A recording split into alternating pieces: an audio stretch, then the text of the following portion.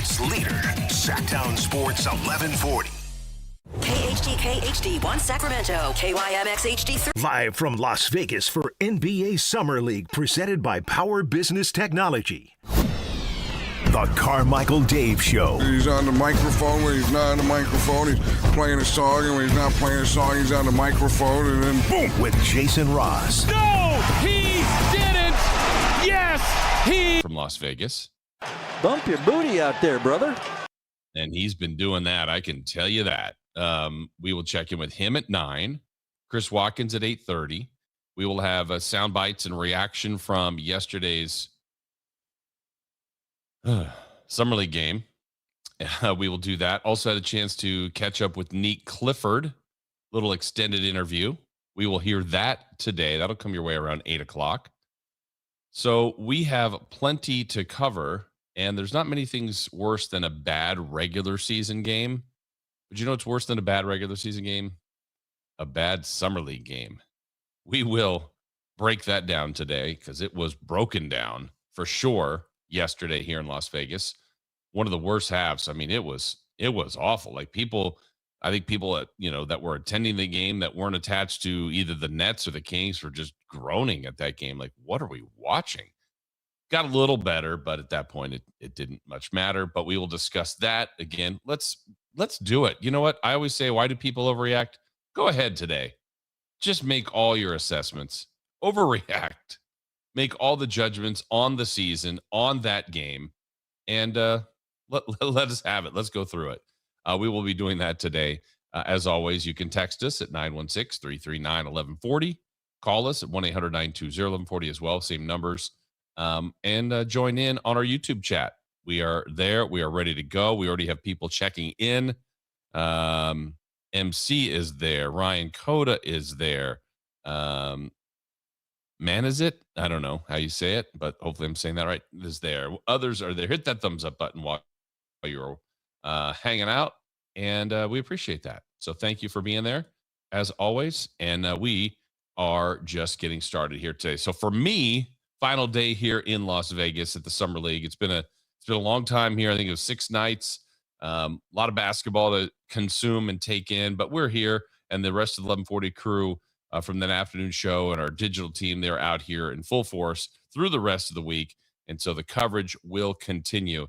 And it's all brought to you by Power Business Technology, copiers and printers for your office needs. Now, Chris Verlaud, apparently that sweet little innocent story I brought up to you yesterday, I believe at this time of the show, blew up. Caused quite the stir. Yeah, and you're quite the stir, aren't you? You were like to just churn it. I'm the spoon that stirs the drink.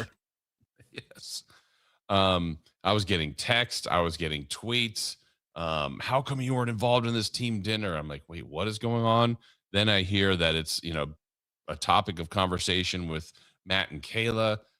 Then the crosstalk that you alerted me to watch, where you had several questions for Alan Stiles, and he walked off the set, literally. After yesterday, I think I could do a very good job as an investigator. Yeah, you think so? I got to the bottom of everything. What do you think you uncovered that our audience maybe didn't know yesterday? So the last place it ended on the show was you talking to Alan, and yes. Alan basically saying, I didn't get a text or anything like that. I just kind of went where everybody else was going. Sure. Is that how you remember it? Something along the lines. And then I think he said it wasn't him that said team dinner. Which we found out later. Jeremiah was on with Matt and Kayla, and he said, I think that I'm the one that used that term team dinner. But he's like, it was the fact that they were just going to go do their own thing, and that's kind of why I called it a team dinner. So they never used the term team dinner. Okay. But in my investigation and talking to people on and off the air, I was able to, because it was weird that no one wanted to say like, well, where did this come from? Why didn't you just go eat with Jason? And then like, as I got everything and then Alan was on the show, I said I would like to say what my thesis is what happened, and you let me know if this is what happened. And I said, I think Alan found out where you guys were going to dinner, did not want to do it, and told the guys, hey, I'm not going there. Let's go someplace else. Uh-huh.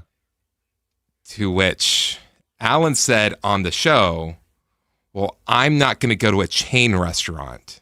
Right. While on vacation. While on vacation. Yeah, which he's not on vacation. He's not on vacation. Which I think he was the most upset about because everyone caught on to him saying, but he says, when I'm out of town, I don't go to chain restaurants. Yeah. And then what I think pushed him over the edge was because do you remember where he told us that they went to? Yes. And I went and looked up that location and found out that not only do they have another location, they have several locations in and outside of the United States, which some might call a chain restaurant. Yeah. So that is when he got up and left. Yeah, I knew you felt, I've seen the video, I've seen the clip. I can only imagine how proud you felt at that moment. I was, the great part is all I said was, this was my thesis. I could not prove that it was right. And then Alan threw himself under the bus and told me, yeah, that's exactly what happened. It's like the end of a Law and Order episode when you get the perp into the interrogation room and you lay out what happened, and then they go, of course that's what happened. You nailed me. That's hilarious. Yeah, that so when I finally got up when I got over to the gym yesterday and now saw all the guys in person, well, not Alan or Whitey or Jay because they were doing the show. The show was live during the game, but I saw Brendan and Chris and Frankie, and we were all sharing laughs about that. Jeremiah was there, Sean was there. That's what we do. And yeah, we were all just basically kind of laughing at it. They couldn't believe how much of a thing it had kind of become. I'm like, yeah, it was totally harmless. We made some fun with it. But what was interesting, the only other thing that I learned that I felt was a little bit different. I remember when I heard that Jeremiah claimed that he said that, that didn't seem right to me, but it didn't matter. I mean, again, just to rephrase my part of it, I was in communication with Sean and Jeremiah. I knew they were in communication with our guys. Then the word was we're going to, we'll give PF Chang's more love, a chain restaurant, which was the only meal I had the whole trip that was at a chain, but big mistake. What's that? Big mistake. Yeah, but it was great. Great meal. Went over there. I said, fine, I'll meet you over there. And I just assumed they were coming, or I go, oh, what are the guys up to? I think that's how I said, oh, the guys aren't coming. What are they up to? And then I could have sworn Sean said, it doesn't matter. It came from those two. They came together, Sean and Jeremiah. And the thought was, they said they were having a team dinner. And that's when I'm like, what? Okay. So blah, blah, blah. Mentioned it to you. It becomes this big thing. The only other thing I thought I learned differently, I think Brendan told me yesterday, he goes, I was actually the one that said the phrase team dinner. Oh, that's what he said. Now, again, at this point, I'm like, I almost couldn't tell if he was just joking because like everybody's kind of been, and I go, you know what? It was just kind of funny, the whole thing. But for the record, to let everybody know, they did ask me if I wanted to join them for dinner last night. Oh, pity invite.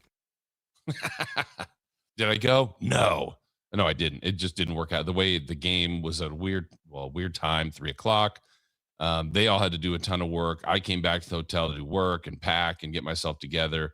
Just timing was off, and that happens quite a bit. That's the other thing that I have learned more and more as the years go on. If you have two people wanting to get together to do something, pretty easy to, hey, Chris, you and I want to meet up. We want to go to dinner or go somewhere. I want to go here. I feel like Mexican food. I feel like that. Like we will land on a decision relatively quickly, if not right away. Now we add Dave. We're probably good, but that's one more person. Okay, now we add Whitey. Okay, now there's 4. Now we add, pick your people, and you just start to get more and more people. it just gets more. No, I don't want to go there. I just went there. I don't want to do a chain restaurant. I want to do it. All those things. And in the end, they ended up. I don't even know where they went last night, but they had a good time. They did their work. They went to eat. I went to eat. It was all one big happy family. But that was good investigative work by you, Chris. All Alan had to say was when he was on with you, Jason, was, "Hey, yeah, sorry, it wasn't a team dinner, but I did say to the guys like, hey, I would rather go here than PF Chang's." Yeah. And then everything was just like, we would have made fun of him there in the moment, but it's like, oh, come on, really? Oh, chain restaurant, ha, ha, ha. And then it's squashed. Yeah. It's over. Right. Yeah. It was the phrasing. And then that's what actually caught my ear at the dinner. Like, team dinner. Wait, what? What? Yeah. But, Whitey's texting me off, like, I'm sorry. I'm like, it's no big deal. Literally, it's no big deal. It's a very big deal. It's not a big deal. It's a very big deal. The biggest of deals. Yeah. So, to their credit, and whether you're calling it a pity invite, I know they did ask me, which was nice. To their credit, after they were shamed, they did decide to finally include you into something. Okay, I see you're still the spoon. It's happening. But yeah, besides the game, it was a good day. It was a fun day. One last full day here in Vegas, and then. I think people say that, and I know they're right. Like 3 to 4 days in Vegas feels like a lot longer. 6 nights, man, all of this has just been a blur blending together. And you're leaving early. What do you mean? You could be there through the whole week. Oh, if I stayed, I've never done that. I think this is the longest I've stayed at Summer League. And usually kind of the way it goes, I try to get 3 games in, and just the way the schedule is played out, they played the very first night, which was awesome. Then they had 2 days off, which is kind of rare to play Sunday, and then another day off. So then it was just stretched out to play last night. Now they do play today, and their schedule, because they lost yesterday, they were one of the teams that's been eliminated for making the Final Four. They now know they play at Friday. I think it's 3:30. And the funny thing is, we were talking about, hey, look, Kings were getting a lot of love for, their 4 games in the big gym. Yeah, Friday they're relegated to the smaller gym. And that's what happens when you play like you did, when you're 1-2. They were perfect at one point this summer, counting the California Classic in the first game here, but not so much anymore after that one yesterday, excuse me. But yes, they will play again today, and we'll have reaction to that tomorrow, and so on and so forth. And the guys will have all their great coverage out here. But it's been quite the journey, quite the people watching stage, like we've been talking about from day one. But the time is coming to an end for NBA Summer League, at least for me. So we will discuss a lot of those things coming up. But let's go ahead and start off our show with Leading Off.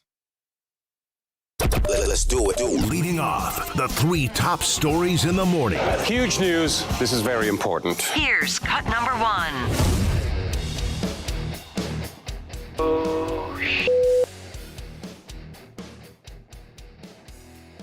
That is in reference to, what do you think, guys? Yeah, the Kings played last night, yesterday afternoon. They played the Nets, the Brooklyn Nets, a team that was basically as bad as the Kings in the regular season last year. A team that, for as odd as this is, like if you have a regular season game and you lose to a team, we'll just pick the Denver Nuggets, and you played them on Tuesday of one week, and the very next week you're playing them again. The loss feels fresh. And sometimes you get the best out of the team. Let's say it's the Kings that lost to Denver. Now, they may not be good enough to beat them, but the loss didn't happen months ago. If it was a painful loss or a bad loss or whatever the case may be, but the main components of the loss are back playing the same main components of the Denver Nuggets. And usually whatever frustrations or things that you took away from that previous matchup, they're fresh. You remember them. You're able to adapt and adjust, and then you apply them. It's Summer League. The wins and losses in the end aren't really going to be truly remembered unless you go on and win the whole thing. It's something that at least will be, hey, this team won the Summer League this year and that year and so on and so forth. But the Kings beat the Nets in the California Classic. And it was almost like they were completely agitated, bothered by that. And everything that whatever went wrong in their minds, they adapted and adjusted to. But that was also the team that the way they defended from the get-go, were like, man, they are all over Darius Acuff. Everything they're doing is scheming to slow him down and slow down this offense. And then the Kings kind of found their ways to get through that game and ultimately beat the Nets. Well, there's a couple things that were different. Wolf played for the Nets yesterday. Mikael Brown Jr., that's of significance, played yesterday. And they have quite a few guys on their summer league roster that were starters for the Nets. Much like, at the end of the year, there's Nate Clifford playing a bunch. There's Cardwell playing a bunch. There's Maxime Reynaud playing at an all-rookie level.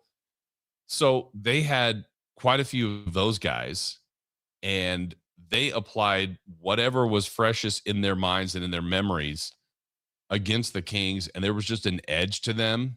It looked like, for lack of a better term, that they wanted the game really badly. And as I'm watching them, I'm going, all the things that the Kings want to be, or at least say they want to be, picking up 94 feet, really letting them feel you, the defense, man, the Nets, that was the blueprint. And it's summer league. They'll have different players for portions of the regular season than what we saw yesterday. And I was looking at that team going, man, they also have Keon Ellis. If their summer league squad defends like that, you mix in Keon Ellis, I don't know. I'm not expecting big things from the Nets, but maybe they're starting kind of their blueprint of the DNA of the team that they're trying to build. So as much as summer league, as I said, isn't about the wins and losses per se, it's about how you look. Kudos to the Nets. I thought they were awesome. Now, we don't care about the Nets. We're talking about the Sacramento Kings. In the same token, yes, the Nets were relentless. Yes, the Nets applied an incredible amount of pressure. Yes, the Nets made, the Kings feel them, all that kind of stuff. But there's two sides to that. How do you break that pressure? How do you handle that pressure? And the way the Kings handled it, they threw the ball all over the gym. The Kings were awful with that. I mean, it was so frustrating to watch, uninspiring, just because you're like, if you miss shots or you make the right play, like you'll see guys break down a defense, get in the key, throw it out to the wing, guy shoots a three, misses. Can't really be mad at that. You want them to make it. But you're like, they made the right play. That was the right decision. You're in the right spot defensively. You get the right rebound, whatever. It was out of sorts. They were lack of rhythm. And I mean, at one point, you're just going, how bad is this going to get? This is summer league. And the Nets just kept coming in waves and just dominating the Kings. Now, again, the Kings kind of found their footing at times as the game went along and would trim the deficit and find some offensive rhythm, break the pressure a little bit better. But it was the Nets. The Nets put their fingerprints all over that game, dominated the Kings. And again, like I said, kind of jokingly, but we could do it throughout the show, make your overreactions to that, because by the end of the game, now you're going, if you're really looking at the big picture of the game, we wanted an efficient game from Darius Acuff. Well, that was better. Sharp was actually really good, but now we kind of point the fingers at the second-year guys. Max had a rough day. Neek had a rough day. Cardwell had a rough day. They sat Mobo. So I know they're playing today. I have no idea now that they are quote unquote eliminated from, getting to the Final Four. There is 2 games to be played still. They still have that, but are they going to approach it like, we're not going to play our guys because some teams have shut down some players, or are they going to say, no, we got to play. We got to clean up what we just did yesterday. So we'll discuss that, but that offering by the Sacramento Kings, not acceptable yesterday, whether it's summer league, regular season, playoffs, whatever. That was ugly. All right, let's get to leading off number 2. Cut number 2. Ruiz, who's never lost a game he's played for Spain. Porro, Olmo, the return, Pedro Porro!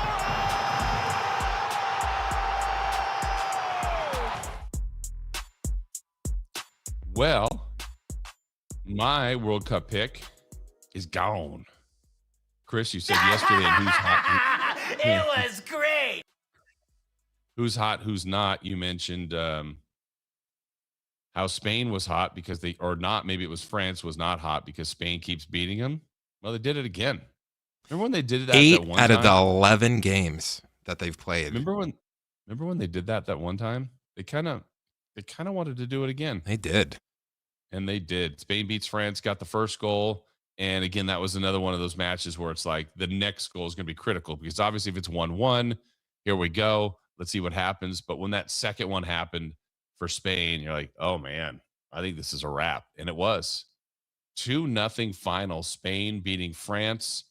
I know it was a upset, but not like in the grand pantheon. It wasn't like one of these great upsets of all time. Spain's really good, and they proved it yesterday.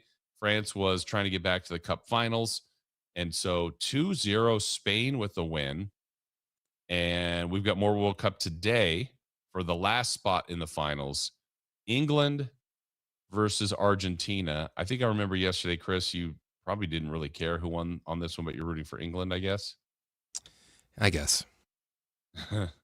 Okay. What's left? Spain, Argentina, England. You get one. Who would you prefer to win? To win the whole thing? Spain. Okay. So Spain's your pick now. You think would they be the favorite in the final if it's Argentina? Would they be the favorite in the final if it's England? It's funny how well they played yesterday. I think they're the favorites. Yeah, because I think naturally it might have been Argentina. They haven't been playing as dominant. They keep winning, which is what matters. But I agree. I think Spain, I think by the book, they would probably put Spain, but it'd probably be a close favorite if it's Argentina or England. But Argentina's needed some help the last couple games. A lot of help, right? Where's that today and what time? 12 o'clock. 12 o'clock again. And I believe it's in Atlanta. Let me double check. You know how I know that? Do you know how I know they're in Atlanta? How? That's where the players play. Dang, you got me on that one. Wasn't ready for that. Well done, Chris. Should have been ready for that, but I was not ready for that. What are your thoughts on the indoor elements of some of these matches? Mercedes-Benz Stadium in Atlanta. In theory, I don't like it, but if it's going to be in Atlanta, it should be indoors. Yeah. Like, because the game with Norway and England in Miami, when it's like 80% humidity and 90-degree weather, that is just hell to play for 120 minutes. Yeah, they were feeling that, that's for sure. But it's England, Argentina, noon today from Atlanta. World Cup continues, and then they'll get to the Cup finals. Is that Sunday? Yeah, it'll be Sunday in New Jersey. All right, cut number 3. Cut number 3.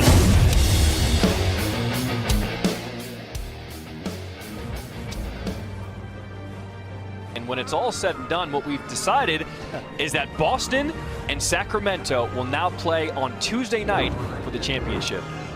The Sacramento Kings look to make history and become the first ever 2-time NBA Summer League champion. Congratulations to the Sacramento Kings, 2014 Samsung NBA Summer League champion. But first, they'll have to get through the Boston Celtics and the return of Peyton Pritchard, who is coming off a 92-point game. Pritchard for 3, and it's good.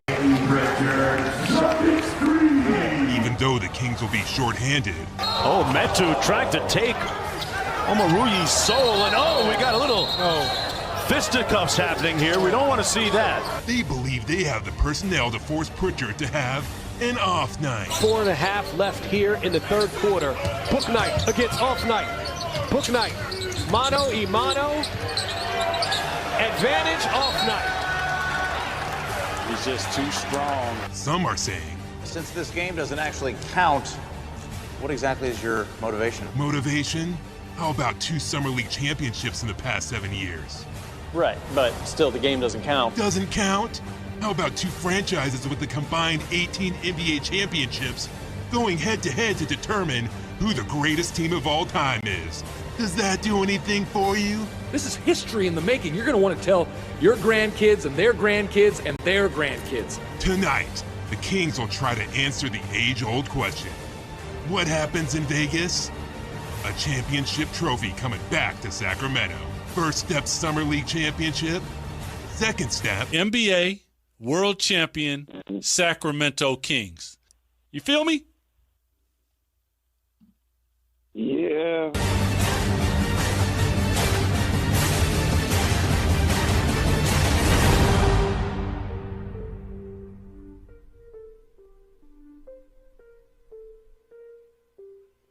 And the Boston Celtics. That was when it was real. This here is real. Kings took care of the Celtics a couple years ago. They did win that Summer League championship. Shout out to Watkins with that video edit. Always shout out to Watkins, who will be joining us later in the show about 8:30 or so from the Sack Shack. We look forward to that. The G-Man joins us at 9. We'll hear from Neek Clifford. We'll hear from some other guys from the game yesterday, but a sit-down with Neek or a stand-up. I guess this one's not a sit-down interview. This is a stand-up interview. But we had a chance to talk to him yesterday as well. All right, so we got a lot to get to. More reaction to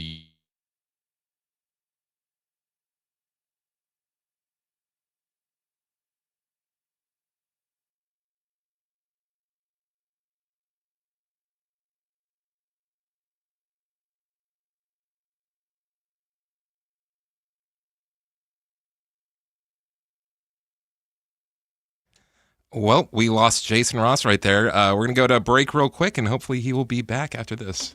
Sactownsports.com is your online home for sports in Sacramento. Dive deep into the Kings, 49ers, Raiders, Giants, Athletics, and more with your favorite local personalities and some of the most trusted sports voices in the community. Stream Sactown Sports 1140. Watch original video content and read in-depth analysis all in one location. Sactownsports.com. Your local sports leader. Sactown Sports 1140. Hey, what's up? We're talking to Chad Hoblet, Hoblet Dodge Chrysler Jeep Ram in Woodland. I've heard you're extending the 4th of July sales event because the deals were just so good. They were the best deals of the year, and we wanted to keep the savings going. Right now, you can save up to $17,000 off MSRP on new 2026 Ram 1500 crew cabs. America loves Ram trucks, but what about my perfect truck? We have you covered at Hoblet.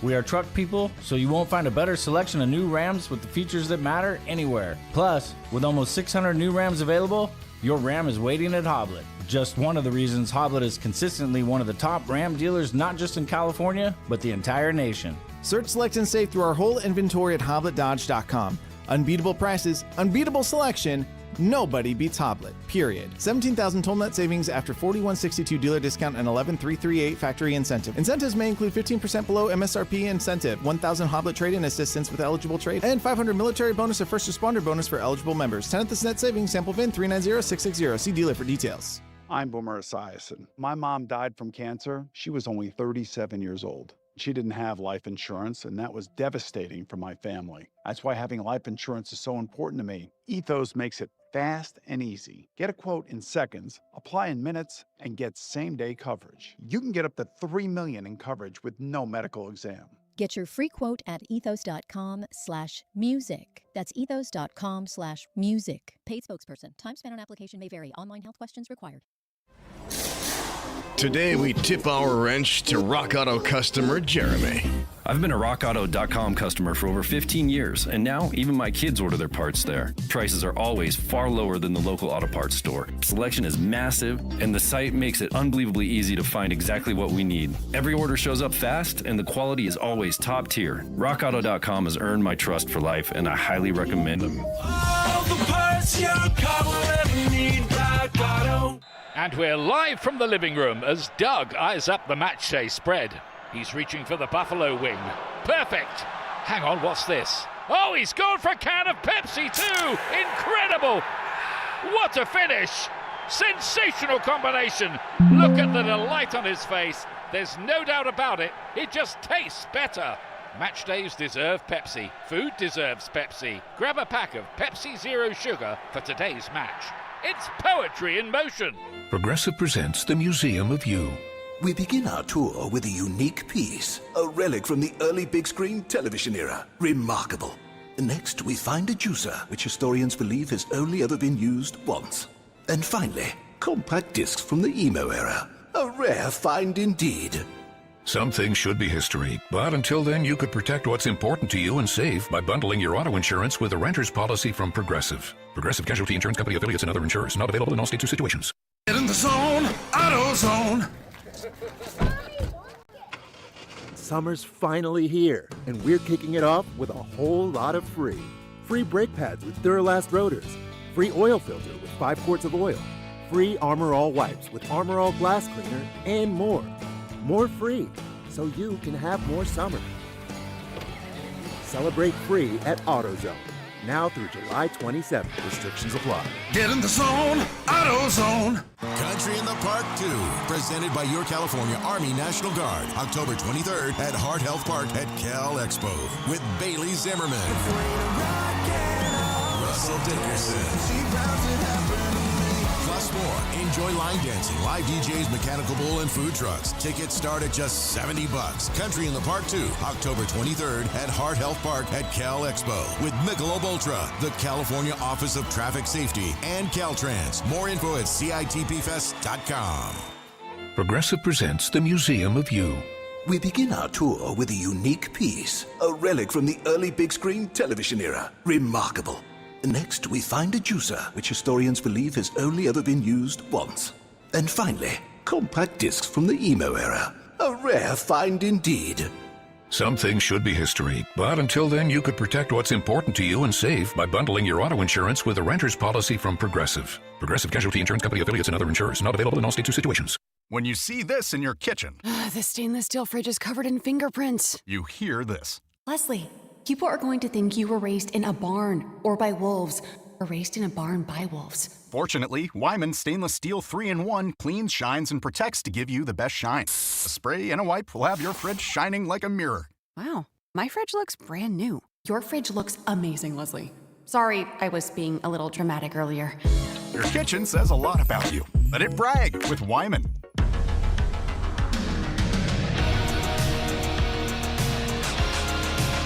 Live from Las Vegas for NBA Summer League, presented by Power Business Technology. Here's Carmichael Dave and Jason Ross. And once again, still no Dave. Dave is back with us next week. We look forward to that and his return. I know he's enjoying his time off. Chris, I think you were right about Dave. Like, I think in the location that they are on this portion of their trip, just less coverage, just less chances, I think, to get to social media. He's quieted down, hasn't he, quite a bit? Yeah, I haven't seen much from him. Yeah. So good. I hope he's enjoying his time with his family as he should. I will have a chance this weekend to be a part of a family reunion in New Orleans. And, oh, man, I haven't even looked. I know it's going to be rough out there. What do you think the temperatures are there, Chris? 86. Yeah, you know what's funny is, we tend to go a lot of times around this time of year. And what cracks me up is watching the local weather. 'Cause I'm like, what's the point? Because I think the highs would be around 88. The lows would be like 84. And, percent humidity is 80 something. Like everything's in the 80s. Oof. Just, I do not feel good for you. Oh, man, it's warmer than that. 91, 93, 94. Low of 80, 81, 81. So it's a wider range, but yeah, it's humid. What did you see? That's what I saw. Tomorrow 93, Friday 94. Scattered thunderstorms in 93 on Saturday.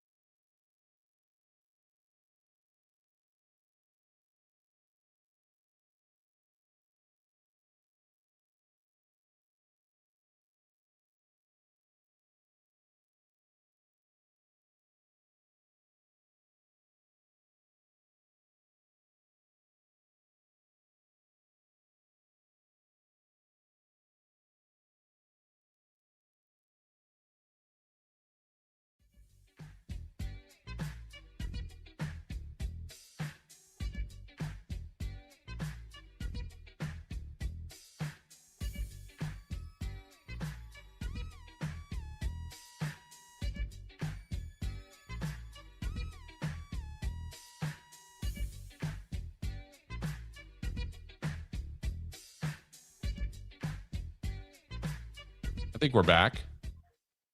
Apologies about that. You got me, Chris? Yes. Yeah, there we go. I've been doing this every day for a couple days. For whatever reason, today we're having a few more issues, but we appreciate that. We appreciate all of you sticking through this. I was talking to you about humidity. How do you do with humidity? Oh, terrible. Yeah, it's the worst. That's one of the bigger challenges. So I'll see what that's like over the next couple of days in New Orleans, but it'll be fun to be around family. We got a family reunion this weekend. Nonetheless, a lot of baseball reunited yesterday for the Midsummer Classic, that one being played in Philadelphia. And the Phillies were good hosts, Philadelphia fans. I say good hosts. I don't know if they'll ever be truly deemed that, where they were booing opponents in the All-Star Home Run Derby. But look, the National League got worked. It was a pitcher's gem by the American League. The one thing that's always funny about the way the All-Star game goes is there were 3 runs in the first inning, and Cody Bellinger got one of the big hits. It's just when you have to name an MVP in a game like that, it could be a pitcher, but they pitch 1 inning. A lot of times hitters get, a few ABs. What was Bellinger's final stat line? Let's see. Cody Bellinger, 1 for 3 with 2 RBI, was named MVP. But do you give it to him? Do you give it to Vargas, who actually hit the home run, but the lead was already established? Do you give it to one of the pitchers? Which one is it? Is it Dylan Cease, who started the game and struck out 3 guys? I don't know, but the American League combined for 15 strikeouts, gave up just 3 hits, and they were spectacular. So pitching wise, I've always enjoyed the baseball All-Star game. I think it's the one that's most true to the regular season of every sport. Football just gave up on it. They really don't even play the same game, and that's probably smart. You can't afford to have any kind of injuries. It's such a violent sport. Basketball, I know, has frustrated fans for years with the lack of intensity to the game, and now the league keeps trying to change it and make the more palatable. But baseball, it just is going to play as close to true as form as a regular season game. And now you have the best stars in the world out there, and that's where it's great when, for example, if Shohei was the starting pitcher like he was a few years ago, and he's going to pitch to the top of the American League order or the National League at that time. I mean, that's what you want to see, the best versus the best. And the one scary moment in the game was when a pitch high and inside hit Junior Caminero, who's having an awesome year from the Rays. He went down. It was very, very scary looking. The good news is it seems like there wasn't a broken bone. Everything's going to be okay. He told the pitcher there not to worry. I think that was O'Brien from the Cardinals. And so that was a bad look, but in the end, there was nothing to see here. Everything ended up being okay. But man, that was a scary, scary situation. But nonetheless, baseball now will have another day off, I think 2, and then the season resumes for the weekend and get the push for the postseason. As far as the A's, man, they just fell off the map. Giants have never been on the map, and it's really about everyone else, and then who will be buyers, who will be sellers come the trade deadline. All right, yesterday, the Kings had a dismal performance. That's how we all felt watching it here in Vegas. How did the players feel? Well, Dylan Cardwell is a very emotional player. You can see it when things are going well. It's fun to watch him and his antics, and it just the love, the appreciation he wants from the fans, how hard he plays. Well, his spirit seemed a bit broken yesterday, like a lot of Kings fans. We'll let you hear some of his post-game reaction, what he had to say about the performance, and more as we continue here on Sactown Sports. SactownSports.com is your online home for sports in Sacramento. Dive deep into the Kings, 49ers, Raiders, Giants, athletics, and more with your favorite local personalities and some of the most trusted sports voices in the community.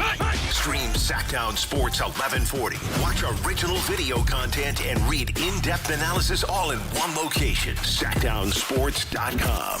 Your local sports leader. Sactown Sports 1140. For the ones who get it done, Grainger offers the professional-grade products you need to get the job done. With fast delivery you can depend on and access to technical product experts ready to help you meet any challenge. Call, click Grainger.com, or just stop by. Check engine or ABS light on? Take the guesswork out of your warning lights with O'Reilly Veriscan. It's free. Ask for O'Reilly Veriscan. O'Reilly. Ryan Reynolds here from Mint Mobile. With the price of just about everything going up, we thought we'd bring our prices down. So to help us, we brought in a reverse auctioneer, which is apparently a thing. Mint Mobile Premium Wireless. How to get 30, 30, bit to get 30, bit to get 20, 20, 20, bit to get 20, 20, bit to get 15, 15, 15, 15, just $15 a month? Sold! Visit mintmobile.com/radio. Upfront payment of $45 for 3 months, $90 for 6 months, or $180 for 12-month plan required. $15 per month equivalent. Taxes and fees extra. Initial plan term only. Greater than 50 gigabytes may slow when network is busy. See terms. Awkward time to ask this, but hey, did you download the trail map? Yeah, no, I don't need to. I don't understand. You're trusting your signal out here? Well, I'm trusting T-Mobile. They have the best network. And if we end up in bum-tots nowhere, well, we've got T-Satellite for backup. Whoa, I don't trust my carrier that much. We'll just use your phone as a flashlight. With America's best network and T-Satellite, we're keeping you connected in places you never thought possible. And if you switch today, you get free phones for $0 down and only $25 a month per line for 4 lines. Find out more at T-Mobile.com or visit your local store. Best mobile network based on analysis by Ookla Speed Test Intelligence data to age 2025 with 24 monthly bill credits and 4 eligible port-ins on essentials. For well-qualified customers with autopay plus taxes, fees, and $35 connection charge per line. Credits end and balance due if you pay off early or cancel. Contact us. Finance agreement example $299.99 Moto Edge 5G required. T-Satellite available with compatible device in most outdoor areas in the U.S. where you can see the sky. Included with experience beyond or $10 a month. Auto renews monthly. Cancel anytime. Visit T-Mobile.com. Hi, I'm Justin Gingery. One of the most common questions I receive is, what makes us different from other law firms? At Gingery, Hammer & Associates, we handle your case from beginning to the end. Whether your case reaches a settlement, whether it must go into litigation, or whether it has to go all the way to trial, we will be with you along the entire way. And because we are committed to your case, we are as invested as you are in making sure you get the outcome you deserve. When you get an injury, just call Gingery.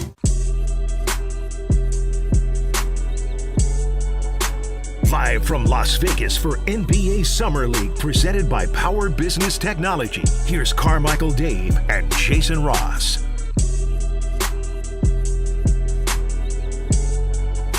Yesterday, the Kings led 2-0. It's rough when that is the peak of the game. But that was it. Then they got blitzed, down big, and it just kept getting worse. Kings would call timeouts. Kings would try to make some adjustments. It was Nets. Nets controlled the game. Nets were the better team, obviously, but it was played under the Nets' terms. I do have to and want to give them their flowers for that, but we care about the Kings. And again, this is Summer League. This is portions of what you're going to see in the regular season. And when things go well, you praise it. You try to envision what it could be for the regular season and what kind of impact some of those things can make. And when it doesn't go well, like yesterday, same thing. Like, okay, what cautionary tales are out there? We saw just an overall approach to shut down Darius Acuff, get the ball out of his hand, make someone else handle the ball. When he had the ball, there was always one, if not two, on him. How do you handle those screens? How do you handle creating space for him and space for the floor? And it felt like a lot of times they were trying to run their sets when, ironically, you would rather run your stuff. But when the other team is really making it difficult for you, they all honestly could have maybe gone to some of the basics and just say, you know what, let's just spread the floor out. And one of Darius's strengths is his ability to see things, to get some space on the dribble, his ball handling. But when they were involving Max and Cardwell and the post and Caravan and others, it just the amount of mistakes on simple post entry passes. I mean, the Nets were a bad team last year, but the team they put out there yesterday was just so long, so athletic. And you go, okay, well, that's fine. They had that last night. Well, the league is filled with that. So you can't just say, well, maybe the next team won't defend like that. And maybe that's the case, but there will be more teams that have that ability and even a better ability in the regular season than the Nets do. So it was disappointing on all sorts of levels. And yesterday was more of a disappointment and an indictment, if we're just specific on one game analysis, the second-year guys. And we're talking about Cardwell, Clifford, Max Reno. I mean, Max was great in the last game. And this one, kind of from the get-go, word was that Max was not in the best of moods. Doesn't mean that it impacted his game on the floor, but who knows? We'll see if we can ask him about that. But with France losing the World Cup, he was ready to go to the game in his jersey and hype that his team was going to be the World Cup finals. They weren't. And then when you get to the floor, it was chippy. The Nets were talking a lot. Max was talking too. I mean, you could hear stuff down on the court, but your game is what talks the most. And he was off. The Kings were off. Cardwell was off. And speaking of Cardwell, our Sactown sports crew had a chance to catch up with him post-game, amongst others, a little post-game scrum. Let's hear what his breakdown was. You know, again, a super passionate, excitable, fun-loving guy. Doesn't sound that way post-game last night. Great game by the Nets, but we were just soft. We didn't play our identity. Yeah, we're just soft. How hard is that swallow? I mean, it's terrible. It's like trying to build something for next year, getting punked. Can't let it happen again. So it's terrible. I remember obviously these words that you had said, getting punked and have this. Do you attribute it to anything? Is it just kind of contagious when turnovers start happening the way they were? Definitely, someone has to step up, and that's on me. Starts with me. Starts with Nick. Starts with Max. Starts with the second-year guys that want to change this team, want to change the organization. It's on us. It's not on coaches. It's not on the front office. It's on the guys on the court. So the game gets sloppy like that. One of us has to step up, and none of us did today. It's a learning experience. We have a game tomorrow, and so we're excited for that opportunity. Is stepping up kind of defined as just putting you guys on their back and kind of willing you guys, or is there kind of a singular moment that it would almost represent a little bit different? Where we don't know what it is yet. We just know it was giving more effort than the other team. We didn't have those plays consecutively. We had plays where a man would dive on the ground, guys would show effort, but it didn't stack. We couldn't stack those plays, and so we got to be better. You said you guys didn't play to your identity. What is that identity that you're trying to play? And being tough, physical, competitive. We didn't play to that at all. We got punked. Talking about wanting to sort of be the leader and rebounding that. What does that look like? I guess what do you feel like you could have done differently? Been more physical, for sure. Simple as that. What did you think of Emmanuel when you talked about it? I was he was kind of one of the more physical guys out there. Love him to death. Like, he didn't back down. We need more guys like that. We need more guys like that. It's like, regardless of the score, we go out there and fight. We can't keep losing the physical fight. It's 2 games in a row where we lost the physical fight, and at some point we got to fight back. Obviously, you guys played this team before and you didn't go your way tonight, but do you appreciate sort of that, like a little bit of chippiness between these teams out there? Yeah, we got to respond better. Like, I think that's played today is how we need to play 40 minutes, and we have yet to do that 40 minutes, and so, like I said, we're going to be better. All right. Well, first and foremost, shorter answers. It's not fun to lose like that. Not fun to lose in the way he said, to get punked. And they did. And I think inside there, I think a lot of times as a general analysis, I think a lot of times when a team loses in the way the Kings did as far as the grand fashion, it was a blowout loss. A lot of times, like, people go right to the effort card. Oh, they didn't play hard. No, that's actually not it. That's not how I felt it was. I mean, the game had its effort. Yesterday was 100% about execution or lack thereof by the Kings. Now, the effort, intensity, physical strike first came from the Nets, but I saw the Kings, scrapping and getting into it. But Cardwell's like, let's be the first one to do it. Let's respond better in how we do it. And they didn't handle the Nets' intensity as well as they should have. Sometimes you can use that against the other team. When you execute, that can break another team's will. They pick you up full court, you pass, you break that, and you get easy hoops. I mean, that could be deflating. Instead, it was just the Nets dictating the terms of how the game was going to go, and they absolutely dominated. But I like what Cardwell said for what it's worth. Now, it has to be applied. He was talking about bringing the effort, the intensity, not the effort, bringing the intensity, the physical nature, the just kind of the overall approach. And he was putting it, which is funny because we're going to hear from Summer League coach Chris Darnell, who puts the blame on himself. Cardwell's putting the blame on himself, and the second-year guys. Yeah, that's where you want the leadership. Like, second-year guys are still really young at this, but this is the second run here in Las Vegas. And there's an advantage to have gone through it before, to have played regular season minutes in the NBA, to have played against the best of the best, and now you're playing down here. And there's some great young prospects, but it's not the best of the NBA. And so that's where you hope guys like Max and Neek and Cardwell would dominate. And there are stretches where I thought Max did a lot of that in the first game, but not yesterday. I mean, Max had as rough of a game as I can remember him having in a long, long time. I believe on the turnover number, I think he was around 7. And so that was kind of my point earlier, is really the emphasis on trying to get the ball in the post to Max or to Cardwell, and just throwing the ball all over the gym on cuts, getting doubled and pressured, and just not handling it with the best of execution. Now with Cardwell, as I watch him, look, we've talked about what his strengths are. He's a really good rim protector. You love his passion, his energy, his intensity. And I think when it's going well, that's really palpable, especially at home. I mean, he feeds off it. The fans feed off it. And it's very, very noticeable. But it was not going well. They didn't have the home crowd either. And even though there were, I guess, there were more Kings fans there than Net fans. But when you're getting blitzed like that, the building lost its luster too. And you can't just rely on that. You could use that as an additive, but it was not in this case there at all. And so they got absolutely worked. And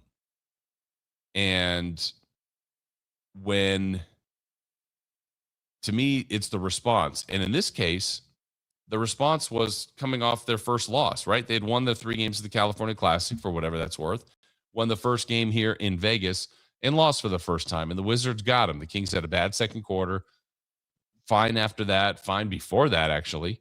Played a good player in DeBonsa and just never had a chance really to win that game. All right, they happen, but what's your response? And that's, to me, is probably in the grander scheme of things, the more frustrating thing is how they played out of a loss. And so they really, really got worked. And now with 2 summer league games left before the offseason is here and some more of the real work begins. And when I'm thinking of real work too, for a guy like Cardwell, if we're focusing on him in this segment, has to really work on refining that offensive game. It's not polished. He's a great putback, lob, threat. I know Henry early in the week, Henry Turner, talked about him as like his potential area could be like a DeAndre Jordan type. Well, it took DeAndre Jordan a while to get there, and where he really blossomed was when he played with an all-star point guard in Chris Paul. Chris Paul has made DeAndre Jordan an all-star. He made David West an all-star. These guys, honestly, I don't know. David West maybe had a chance, but DeAndre Jordan's not making an all-star team without Chris Paul. So they won a lot, and he was getting a lot of lobs and numbers, and he's still getting the rebounds and blocks, but he's getting his points because he had an elite point guard like that. Cardwell is not one that's going to create his own offense. It's better, but it's not there. And if it's not there, when you've got a guy like Sabonis who's so skilled offensively, and a guy like Maxime that's way more polished offensively and can step out and shoot some threes, where does Cardwell fit in? His difference is he's a good defender. Now, are the Kings going to lean on some defensive lineups, mix and match some defensive and offensive guys? This is the stuff the coaching staff has to figure out during this offseason. But a lot of work left, and to kind of refine and polish for Dylan Cardwell. In the next hour, we will hear from a rookie, and that's Emmanuel Sharp. We'll hear his post-game evaluation. We'll have more evaluations from another day out here at Las Vegas Summer League, non-King stuff, and a lot of questions in 3 for Madness revolving around the Sacramento Kings. Zach LaVine was in the building. Big deal or no big deal? We'll discuss that and more as we start the second hour. Coming up right here on Sactown Sports. Even among the most heated rivals, nothing brings people together quite like a little bit of turbulence. When someone says, hey, there's an issue with the equipment, I don't feel particularly comfortable. And when they said equipment, I'm sitting on the aisle, and Frankie and I just slowly turn and look at each other, and we almost held hands to say, hey, you know what? Whatever will be, will be. Your local sports leader, Sactown Sports 1140. This is the story of the one. As a safety manager at a manufacturing plant, he does everything he can to keep his coworkers safe. From finding ways to reduce risks to keeping safety supplies in stock.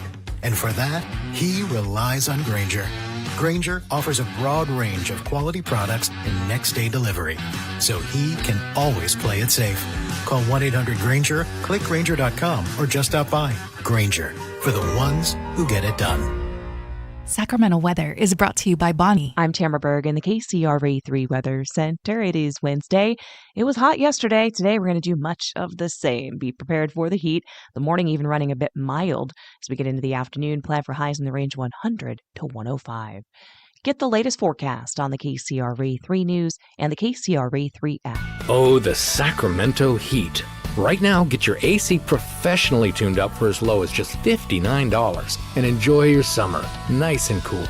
Plumbing, electrical, heating, and air, Bonnie.com. Summer restrictions apply. License 696-355. Hey, what's up? We're talking to Chad Hoblet, Hoblet Dodge Chrysler Jeep Ram in Woodland. I've heard you're extending the 4th of July sales event because the deals were just so good. They were the best deals of the year, and we wanted to keep the savings going. Right now, you can save up to $17,000 off MSRP on new 2026 Ram 1500 crew cabs. America loves Ram trucks, but what about my perfect truck? We have you covered at Hoblet.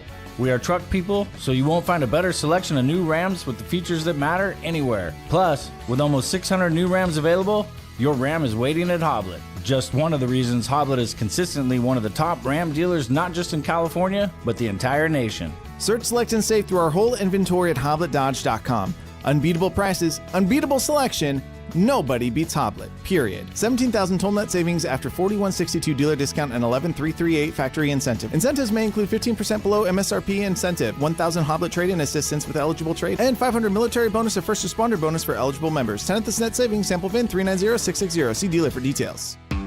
T-Mobile has an exclusive bundle for customers 55 and up. I'm Sarah Bowl. Yeah, I'm Frank Bowl. A reliable network is key for us. And with T-Mobile, it's been wonderful. And going to the 55 plus plan saved us so much money. A lot. And that's important. Trying to keep costs down. The home internet's been perfect. It's fast, it's quick. The setup was so easy, it took less than 15 minutes. It was like, ta-da! If you want simplicity, coverage, reliability, you want the whole package, T-Mobile has it. Right now, T-Mobile customers 55 and up can get 2 phone lines on America's best network, plus America's fastest 5G home internet for just $30 each. $30 per month each line with autopay plus taxes and fees. Minimum age 55. Pricing for home internet rely on 2 lines of essentials. Choice 55. $35 connection charge per line required. Best mobile network and fastest 5G home internet based on analysis by Ookla of Speed Test Intelligence data 2H 2025. All rights reserved. Golf to Go is brought to you by the Hagen Oaks Golf Super Shop. Here's Frank LaRosa. Any golfer would be thrilled to listen to Jack Nicklaus talk, and I had to tap the enthusiasm brakes a bit when I had a chance to interview him. But over the course of 40-plus years, Nicklaus wrote enduring words in Golf Digest magazine. Max Adler compiles some of the best. Nicklaus says, "When I putt, I hold my breath before initiating the stroke to keep my head and body still." About putting, he said, "I visualize the putter shaft as being extremely limber, almost as flexible as a length of rope, which means the only way I can get the club head to swing truly is to stroke putts very softly." He said, "The harder I want to hit a shot, the slower I try to begin the swing." About the game, he said, "The key to playing well is to understand who you are as a person and then manage that. I'm finding now more than ever that the game of a lifetime can give you the time of your life without ever striking a shot." Sounds pretty much like life itself. That's your Golf to Go. I'm Frank LaRosa.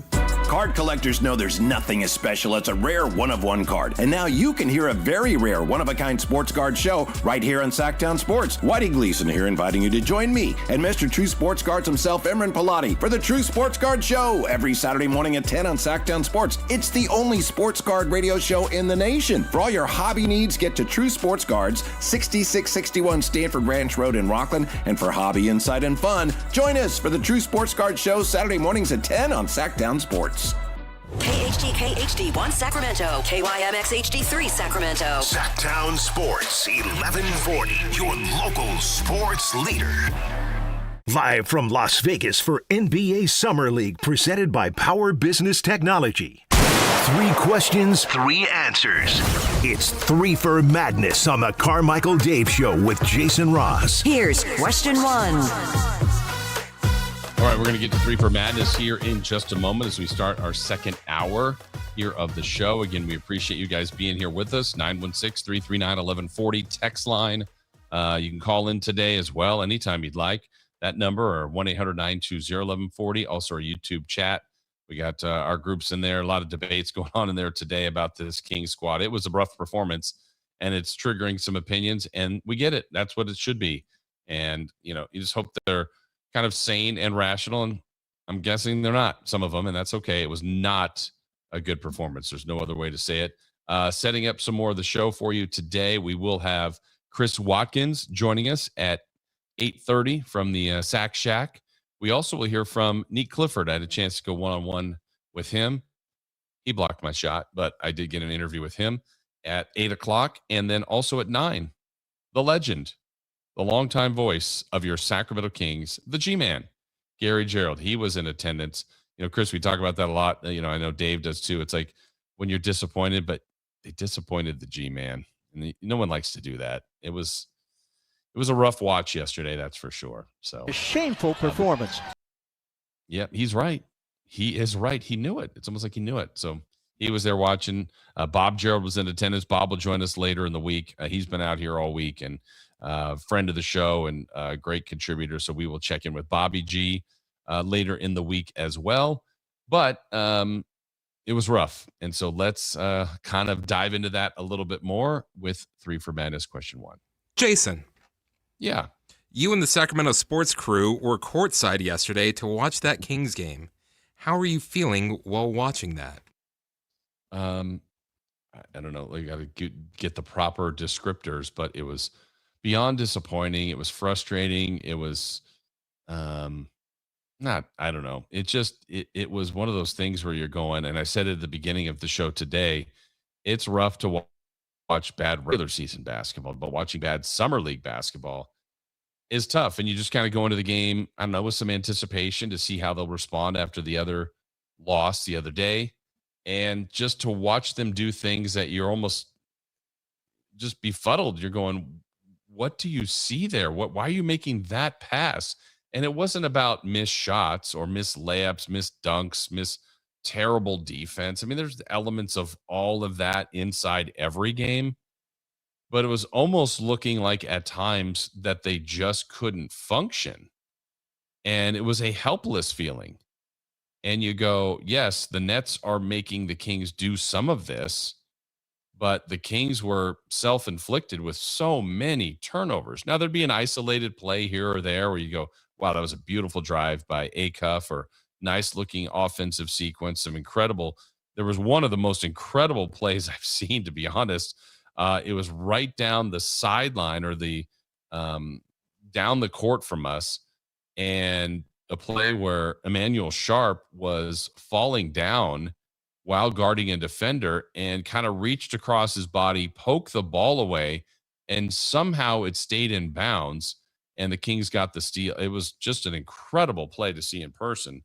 But, those plays were few and far between. So kind of how was I feeling? I was sitting by Chris Watkins, who we'll talk to later, by Brendan, by Frankie, Sean Cunningham. Just the Sacramento contingent was there taking it all in. And then you're just kind of people watching. You're looking at other people's reactions to this, and you're just going, what are we watching? Who was it by us? VJ Edgecombe, now the second-year pro from the Sixers. I don't know if he had a buddy on the team or whatever, but he was watching between the two teams. And then he was like, yeah, I've seen enough. So like they were just like chasing people away with the way the game went. So it was completely frustrating. It was, as we heard from Dylan Cardwell, and we're going to hear from more post-game reaction from Emmanuel Sharp coming up in our next segment, and a pretty how do I want to put it? Contrite head coach on the Summer League, Chris Darnell. He was clearly frustrated. You're going to hear that later.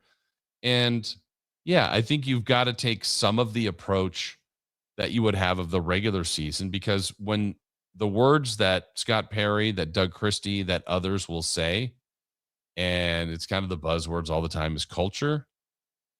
These are the habits that you're building in that culture. And again, one game doesn't break it down. One game doesn't build it up, but it's part of like the framing of what you want to be, what you want your identity to be. Can you have your G League team be great? Can you have your NBA team be great? Can you have everything that you do that you're trying to be? That's the culture they want. Now, obviously, it was a terrible day, but you still have to keep going forward and keep building those steps, those habits.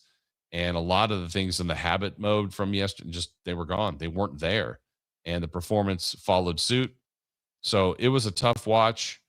There's no other way to put it. You just felt like helpless watching him going, man, what's the silver lining if there isn't? There doesn't always have to be, but it's kind of like how you look at things. Are you going to look at it and find the positive in a game, or is it going to all be bad? I know coaches will generally say when they go back and watch film, well, it wasn't as bad as I thought or wasn't as good as I thought. It felt bad watching it. I'm sure if you guys watched it at home, it felt the same way. But in person, it felt bad. Sometimes it doesn't quite match up with maybe, we've done post games or the next day where people are like, man, that was amazing, or that wasn't. And I'm like, it's not the way it felt at the gym. It felt that way here. It felt like it was rough. It looked rough, and they were just all out of sorts. So very, very tough watch yesterday. And next opportunity is today against Boston. Question 2. Question 2. We praised the fact that Domantas Sabonis was in attendance the other night at the game. Well, Zach LaVine was in the house yesterday. Your thoughts on that, and what kind of year do you think Zach will have this year? Yeah, I mean, again, I'll say some of the things that I said yesterday about having Domantas Sabonis, or the other day about having Domantas Sabonis in the building. Is it mandatory? No, not at all. But it's the look. It's the optics of it. And Zach LaVine had not been here yet, and the clear reason why was he was playing in the Celebrity Tahoe golf tournament. So the Celebrity Tournament in golf in Tahoe. And so he had a prior obligation, but I like that he came from there to here and was there to support his team. I saw several times he was sitting kind of with the Kings brass at one point in the first half on the opposite of the bench. And then he was sitting in the second half closer to the bench on the baseline. So the Kings had kind of a couple different locations where their personnel were hanging out and watching. And yeah, I saw Zach encouraging the players. I saw Zach encouraging Darius Acuff. And that's, again, back to the optics. He didn't have to be here, but I think it shows support. It looks good. I think the guys that he knows already, like Neek and Max and Cardwell, they appreciate that. And it's just knowing that, like, those guys here are playing the roles of the vets, whereas the team's real vets are guys like Sabonis and Monk and Zach LaVine. And so Zach LaVine was there supporting his team. And as far as the second part of the question, what kind of year do you think Zach LaVine will have? What's interesting is Zach is a guy that Kings fans have been frustrated with. And I think it's all associated to a degree with the best of the Beam team. That was with Mike Brown. That was with De'Aaron Fox. Those two guys, Brown gets let go and goes on to win a championship, but is kind of tied to that group, which is tied to Fox. Fox is tied to LaVine and the trade. You cannot like a trade, but doesn't mean you have to be down on the player. Now, there's elements of Zach LaVine's game that will help this team, certainly as an elite athlete, a good shooting guard. There are questions, and have been continued questions, about his winning player status, his defensive abilities.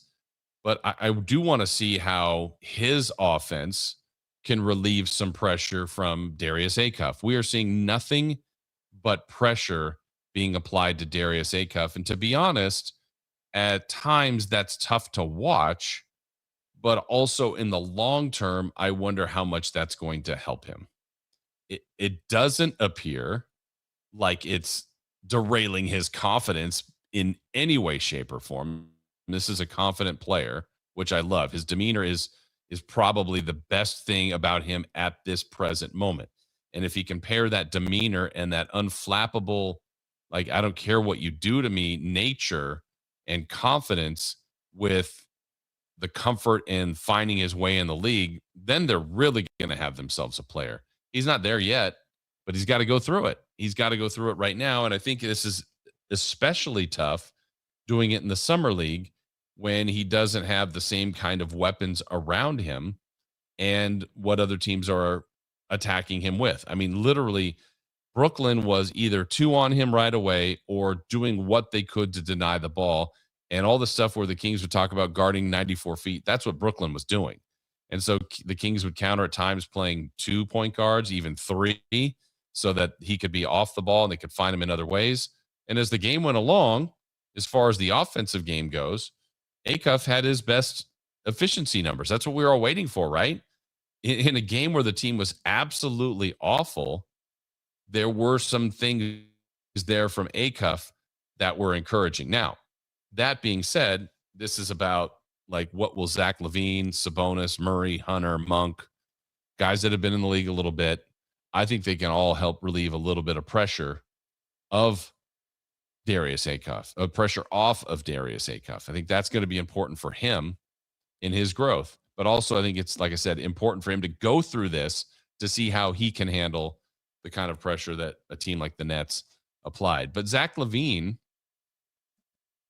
I think it will be imperative for him to do his best that he possibly can on the defensive end, but really try to find that form as an offensive, efficient player. Right now, we're not seeing Acuff being efficient, so you don't want both of your backcourt guys showing inefficiency. If Zach LaVine can get those numbers that everybody kind of can try to strive to at 50, 40, 90, 50 from the floor, 40 from 3, 90 from the foul line, that may be a little lofty, but he's played close to those levels before, and he's been a 2-time All-Star. And can he just, go score, go find the buckets? He doesn't have someone like DeMar DeRozan that's going to take some of the shots away. Acuff will, but Acuff also will need the help of Zach LaVine.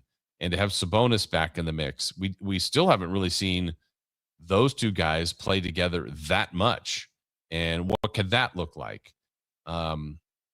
So Zach, individually, it's an important year for him because, there's a looking at my own individual career where it's going next. And I don't know that there's that much of a long-term with him with the Sacramento Kings, but he's also looking for that next contract. He's got a lofty one now. He opted in. He made what he thought was the right choice for him and his family.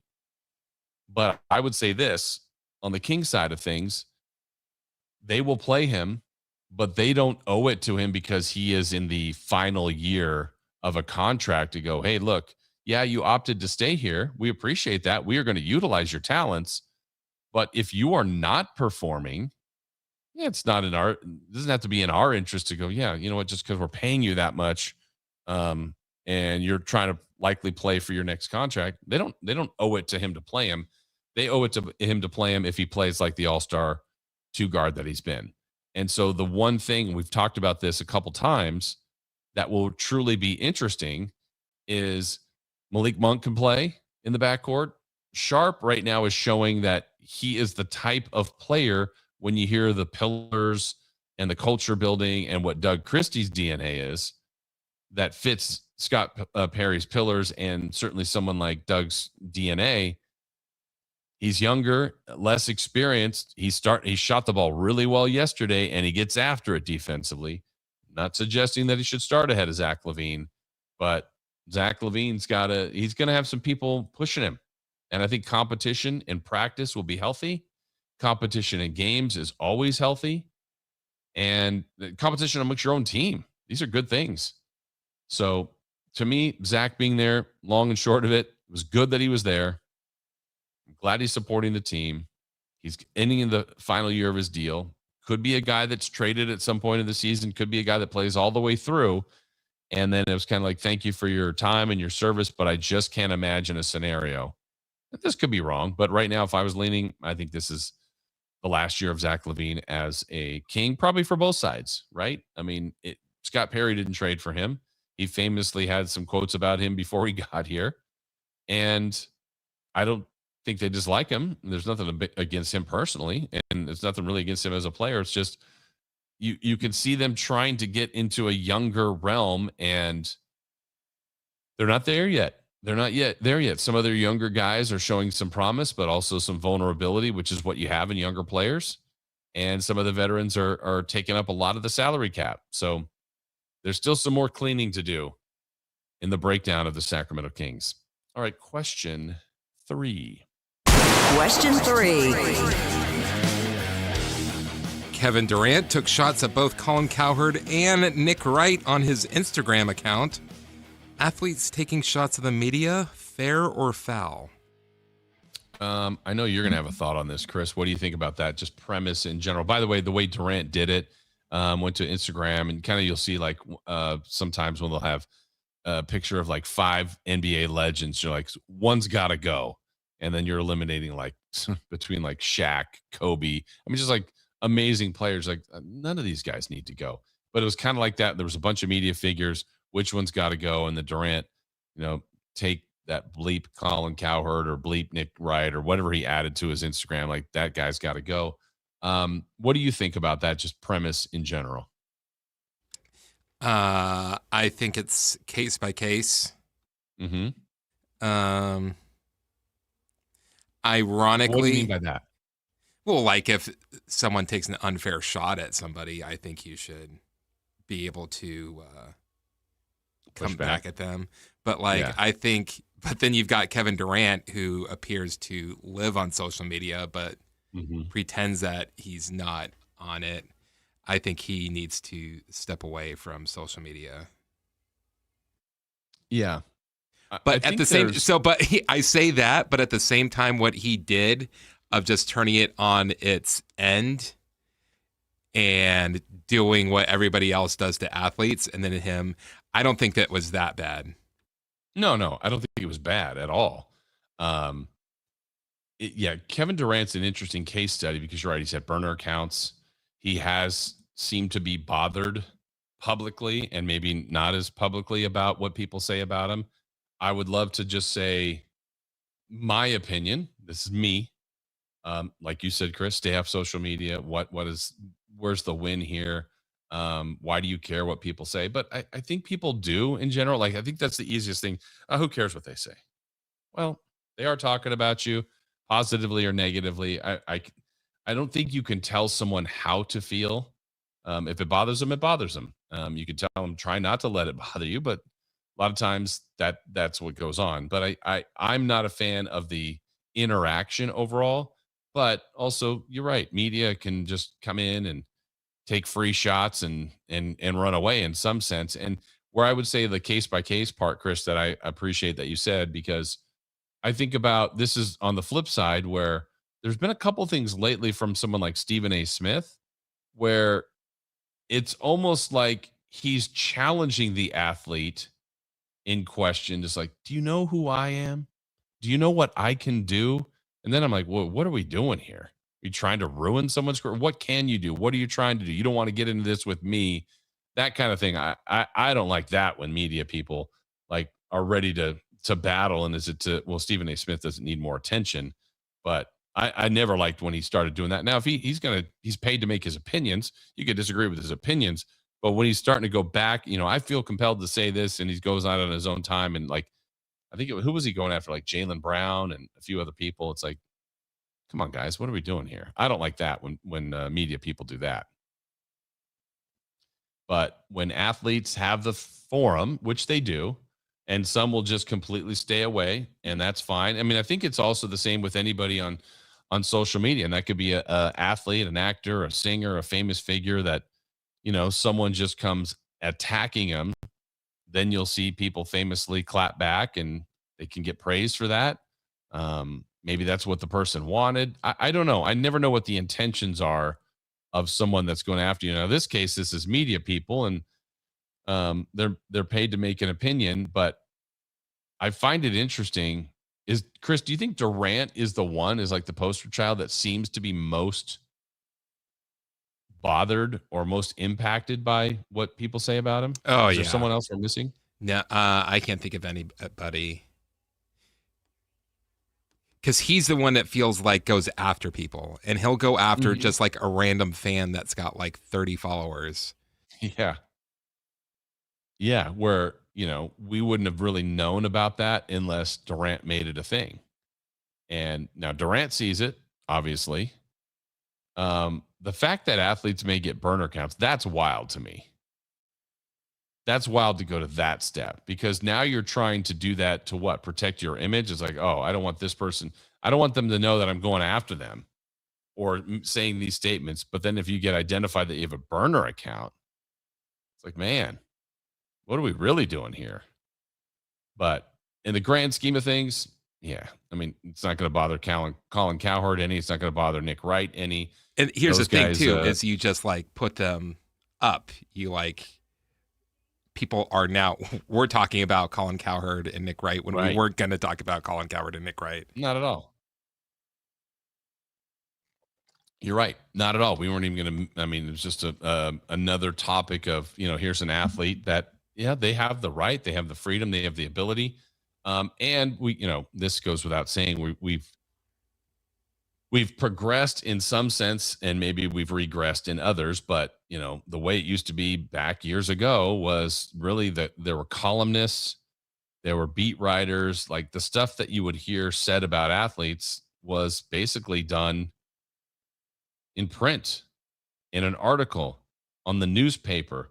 Maybe every once in a while someone might have a blog. I mean, like, you just kind of go through the progression. Then sports talk radio started to happen. Like, there's just different things that stages of it now. And now people can have their own platforms on their own social media. They can have their own podcasts, and things get back to athletes. And Chris, you and I know this. We have had a couple different things that have happened through our radio station over the years, that more times than not, when an angry athlete has called in, which it's happened very few times, but it's happened more times than not, I think they hadn't heard what was said accurately, but someone told them what was said, and it wasn't quite spot on. Don't you find that to be the case? If you know what I'm getting to? The one I do know of was Brad Miller, and he was listening to Carmichael Dave Show after a game. Yes. And people were calling in saying, like, hey, he can't care about what other people are saying about him. To which he called up Dave and said, I don't care what other people are saying about me. Yes, I do remember that. That was the night show, correct? Correct. Yeah. Yeah. So, I remember years ago too, I think Kenny Thomas called in one time because he heard what was said. I think it was with the afternoon with Grant and Lamb. And then it was like, that actually wasn't what was said, and by the end, it was all smoothed out. And so you take that from like the print version in the 1900s, all the way back in the 1900s, to when sports talk radio started to develop, to now. Then you get to blogs and social media and podcasts, and now there's just so many more platforms, so many more people talking about people, and yeah, some athletes just completely stay away. I wonder how many athletes do you think, Chris, have their social media controlled by someone else? Oh, a lot. Yeah. But whereas like Duren, I think it's just like, no, I got this. I'm on it. I don't want. Yeah, he probably should have someone take care of his social media. Yeah. Don't put out my thoughts. Just let me take care of it. And that's the way he wants to do it. Right. Everybody's got their right to do it the way they want to do it. All right. That's 3 questions, 3 answers, and 3 for madness. Still to come on the show at 8:00. Remember, we will be showing and airing our interview with Nick Clifford. Talked to him yesterday out at the arena. We also will hear from Summer League head coach Chris Darnell about the absolute frustration of the Kings' performance yesterday. Chris Watkins will join us from the Sack Shack at 8:30. And then the G-Man, Gary Gerald, 9:00 here live from Las Vegas. So still a lot more show to get to, a lot more reaction to the Kings. And we'll hear what Emmanuel Sharp had to say. We heard an emotional and frustrated Dylan Cardwell. What's the breakdown from the rookie, Emmanuel Sharp, who did have a good game yesterday? We'll hear his post-game reaction next.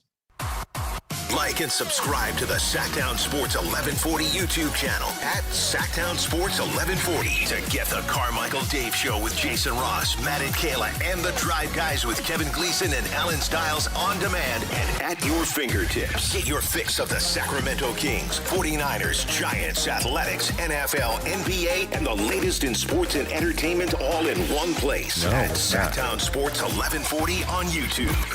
Your local sports leader, Sactown Sports 1140. Sacramento weather is brought to you by Bonnie. I'm Tamara Berg in the KCRA3 Weather Center. It is Wednesday. It was hot yesterday. Today we're going to do much of the same. Be prepared for the heat. The morning even running a bit mild as we get into the afternoon. Plan for highs in the range 100 to 105. Get the latest forecast on the KCRA3 News and the KCRA3 app. Oh, the Sacramento heat. Right now, get your AC professionally tuned up for as low as just $59 and enjoy your summer nice and cool. Plumbing, electrical, heating, and air, Bonnie.com. Summer restrictions apply. Less than 696-355. Carmichael Dave here. So proud to talk about my new friends at Pest Pros, where they are family-owned, they are locally rooted, and they are committed to serving Northern California. I got a mouse problem at my house, and I don't like mice. I got a cockroach problem at my house, and I don't like cockroaches. That's a real thing. You're going to get pest protection somewhere. Why not get it at a place that is locally owned and operated? Longtime Kings fans and partners and the community, yeah, you've spoken. They're back-to-back Sacramento favorites.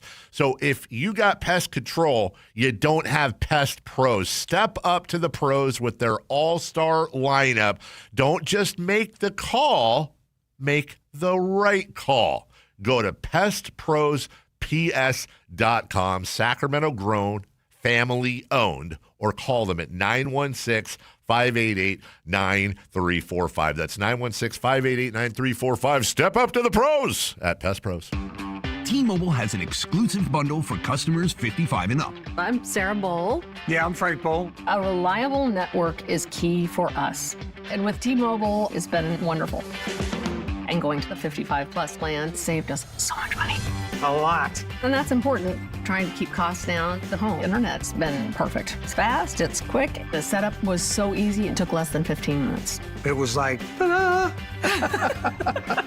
If you want simplicity, coverage, reliability, you want the whole package, T-Mobile has it.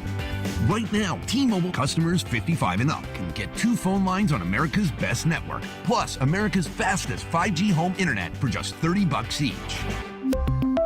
$30 per month each line with autopay plus taxes and fees. Minimum age 55. Pricing for home internet rely on 2 lines of essentials. Choice 55. $35 connection charge per line required. Best mobile network and fastest 5G home internet based on analysis by Ookla of Speed Test Intelligence data 2H 2025. All rights reserved.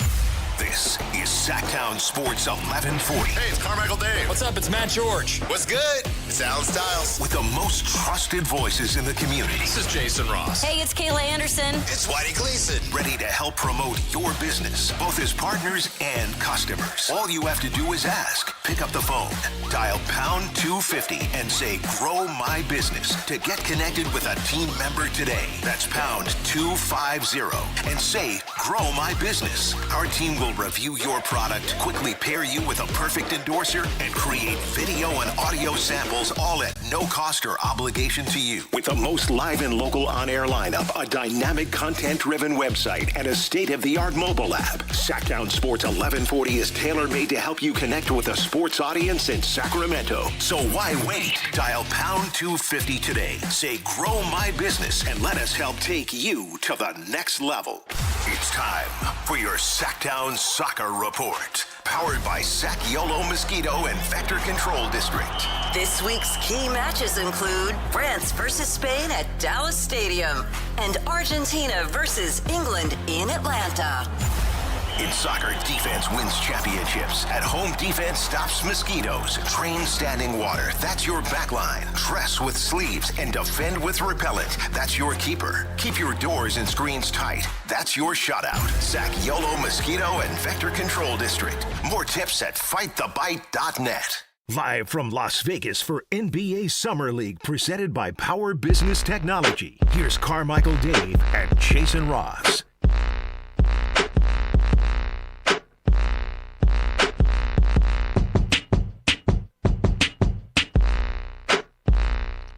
Rolls along here from Vegas, thanks to Power Business Technology, copiers and printers for your office needs. As all things Kings, all things NBA being covered. We've had it here in the morning for several days since late last week, and the Drive guys will be here all of the rest of the week. So we've got you absolutely covered here.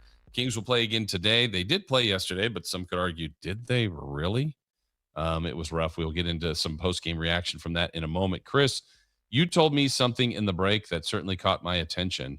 Something I don't remember from before, but you said it's back. And what you are referencing is, what is this? Some sort of Olive Garden pass? What's going on here? Yeah, so there's a pass that you can get from Olive Garden to where it's $100 and you can get 13 weeks of pasta for free. Any other kind of catch in this? I mean, $100 is pricey, but not for if you get unlimited pasta for 13 weeks. I can't. So what we were talking about, is can you get it to go? Yeah. But I am not able to find that information. Okay, because I'm thinking, again, not that they'd let you take, 10 entrees home, but could you go, in theory, if it was just me and I'm going here we go. I'm going to spend, okay, what do you got? Never-ending pasta pass is redeemable only when dining in at Olive Garden and may not be redeemed on to-go or online orders. So, and is that, I'm assuming, for one person? Yes. Okay. Yeah, I guess when you calculate that, 13 weeks is a long time, but I think if you went based on getting the unlimited salad and breadsticks, right? When you're there as well, just that's part of their everyday thing. If you went 4 times, doesn't that pay for itself? Well, their never-ending pasta bowl, which they're selling now, is $15. So I think you would have to go 6 times. In 13 weeks.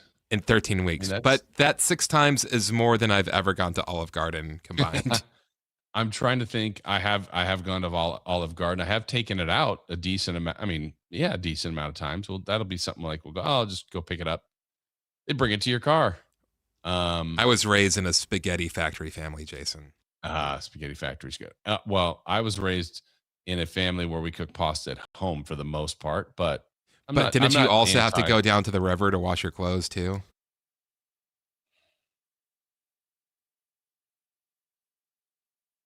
I think we lost Jason. Well done. Did people do that? I pay my taxes. Go down to the river to wash your clothes? Yeah, on one of those washboards. I invented that, Chris. Well done. Better than what we saw yesterday from the Sacramento Kings. Honestly, a brutal performance. But the shining star of the game was Emmanuel Sharp. His defense, his intensity, his shooting. He's got that combination of what you want defensively, but it's not just a one-sided element here where it's more of a well-rounded player. There's such a intensity about him, but he also can find the way to get off his shot. He's a good three-point shooter. He's been making his shots. He did yesterday, led the team in scoring. But here's what he had to tell the Sactown sports crew and others gathered yesterday post-game after the loss. Obviously not the result. It's a team you guys want, but if you could maybe speak to how you're feeling out there, to your development so far with the Kings this year. Good. I think I'm just getting, more comfortable the more we play. The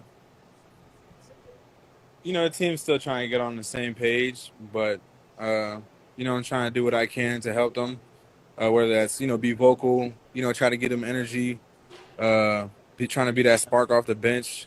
Just trying to do whatever I can to help. What was some of the post-game messaging like for the guys in there? We got to be better. Where do you kind of see that? Is it on physicality?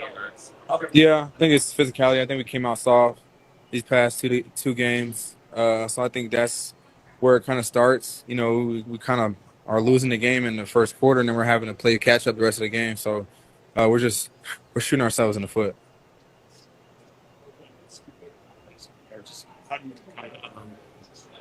Chris said he didn't watch it as flush, just kind of wanted to wear it on you a bit.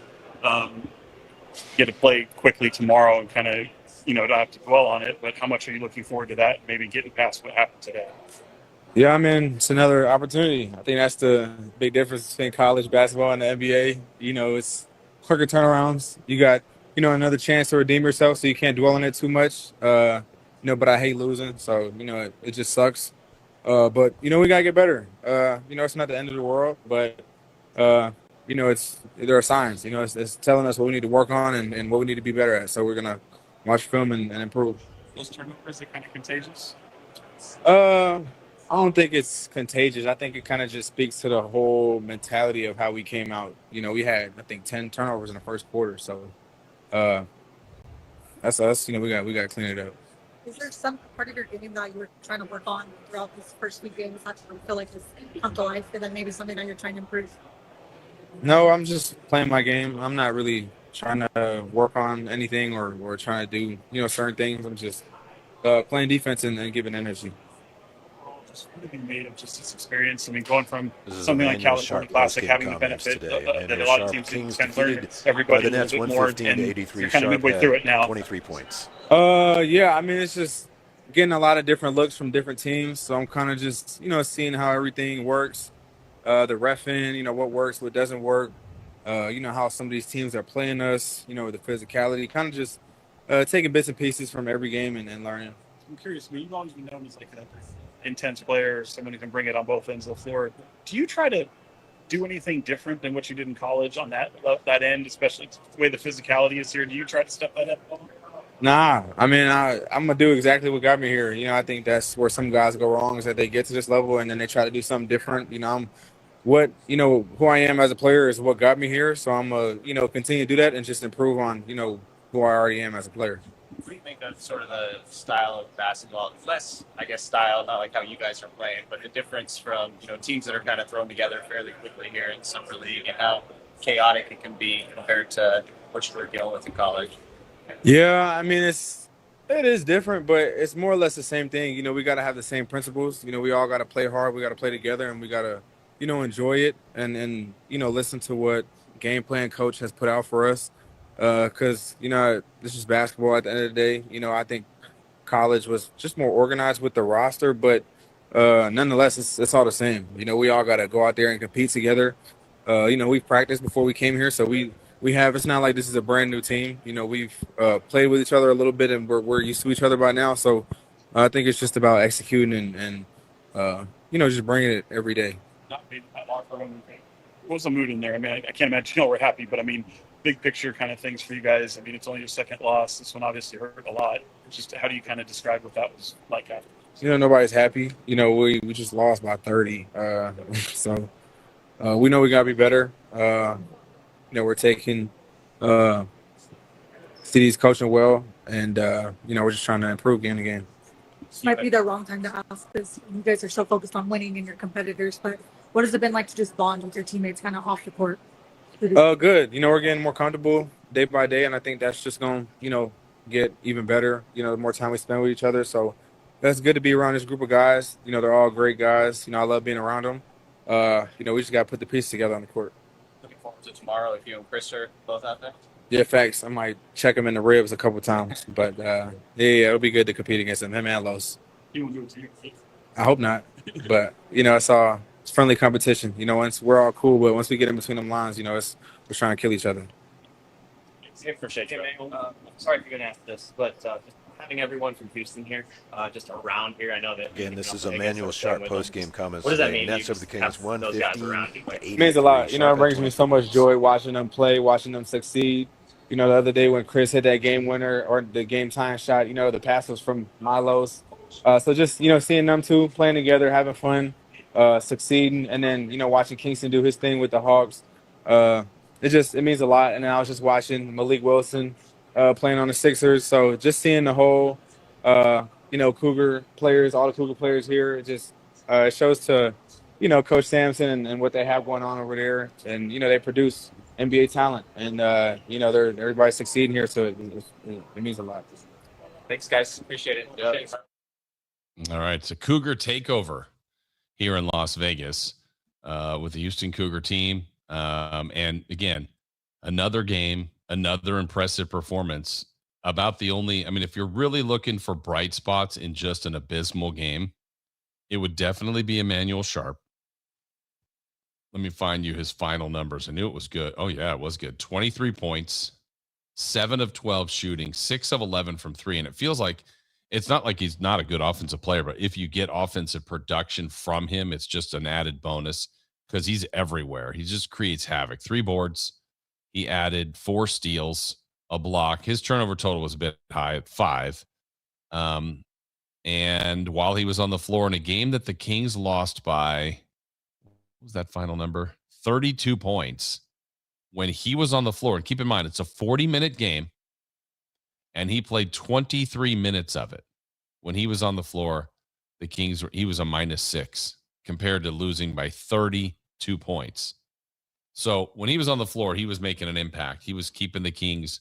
He helped get them back a little bit into the game. There was never really like enough of a run where you're like, here they come. They're going to do this. They lost every quarter. But the second wasn't as bad. Third quarter, they lost by a point. It's just that first quarter absolutely crushed them. And they were playing chase from that point on, never could catch up. I would say the other small highlight would be that by the end of the night, kind of quietly got there, but Darius Acuff, 9 of 18.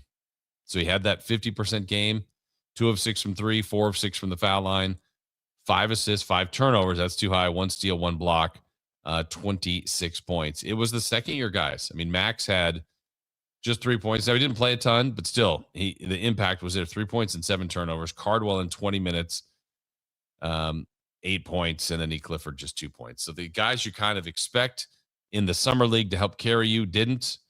And then the collective mess of just turnover city where the Kings by the end of the night, 28 of them. Man, that's just an awful, awful number. All right, when we come back, we'll get some more observations from what's going on out here in Summer League from a full day of action yesterday. There's more action today. And at the top of the hour, my conversation with Nick Clifford. We'll hear from Summer League head coach Chris Darnell, Chris Watkins at 8:30, and the G-Man, Gary Gerald, at 9, as we continue our show live from Las Vegas right here on Sactown Sports. Take Sactown Sports with you everywhere you go with the Sactown Sports app. The most in-depth coverage of the Kings and 49ers. A library of written and video content. And all your favorite personalities all in one place. Download the Sactown Sports app today and get in on the action. Your local sports leader. Sactown Sports 1140. Everyone loves to be outside, and so do mosquitoes. Protect yourself against mosquitoes and West Nile virus by following these simple tips. At least once a week, look around your yard and drain stagnant water from any containers where mosquitoes can breed. Remember to use an effective mosquito repellent, especially at dawn and dusk when mosquitoes are most active. Close all doors and be sure screens are in good working condition. At the Mosquito and Vector Control District, we're here to help. Visit us at fightthebite.net. Power Business Technology is proud to be a 100% independent, locally owned and managed Toshiba copier dealer. Local ownership cuts out the red tape, allowing ourselves to never be too busy to personally answer the call when our clients need us. Recognized for excellence in service execution, training, and customer service, we're proud to be named a Toshiba ProMasters Elite Dealer since 2021. Contact us today for all of your business printing needs at 844-POWER-BZ. That's 844-769-3729. Or visit us at powercopiers.com. I'm Boomer Esiason. My mom died from cancer. She was only 37 years old. She didn't have life insurance, and that was devastating for my family. That's why having life insurance is so important to me. Ethos makes it fast and easy. Get a quote in seconds, apply in minutes, and get same-day coverage. You can get up to $3 million in coverage with no medical exam. Get your free quote at ethos.com/music. That's ethos.com/music. Paid spokesperson. Time spent on application may vary. Online health questions required. Today, we tip our wrench to Rock Auto customer Jeremy. I've been a RockAuto.com customer for over 15 years, and now even my kids order their parts there. Prices are always far lower than the local auto parts store. Selection is massive, and the site makes it unbelievably easy to find exactly what we need. Every order shows up fast, and the quality is always top tier. RockAuto.com has earned my trust for life, and I highly recommend them. All the parts your car will ever need, Rock Auto. Whether it's date night, family night, or buddy night, Hagen Oaks has a bay for you. Reserve one of 3 Top Tracer bays from 6 to 11 p.m. through HagenOaks.com, and only those 3 bays are reservable. The rest of the driving range is still open for walk-ups. Play golf on world-famous courses while the kids try interactive games. Head to the Hangout for great food, cold drinks, and live sports on the TVs. Add monthly live music and putting tournaments, and you've got more than a driving range, you've got a night out. Hagen Oaks Golf Complex. Swing by and swing away. Get in the zone, AutoZone. The sounds of summer. They're great until They're not. Luckily, AutoZone has free battery testing and charging Let me check that for you. to help make a rough moment smooth. Don't miss the Celebrate Free event at AutoZone. Free products with select deals until July 27th. And free services every day. Restrictions apply. Get in the zone, AutoZone. Tired of hearing scary radio ads about the IRS? Tax Relief Advocates is different. TRA is here to tell you that if you owe money to the IRS, whether it's $5,000 or $500,000, we have a solution. TRA can eliminate or reduce what you owe to the IRS with zero risk to you. We have over 1,000 5-star reviews on Google and an A+ with a BBB. End your tax nightmare today by visiting TRA.com or call 800-583-6681. That's 800-583-6681.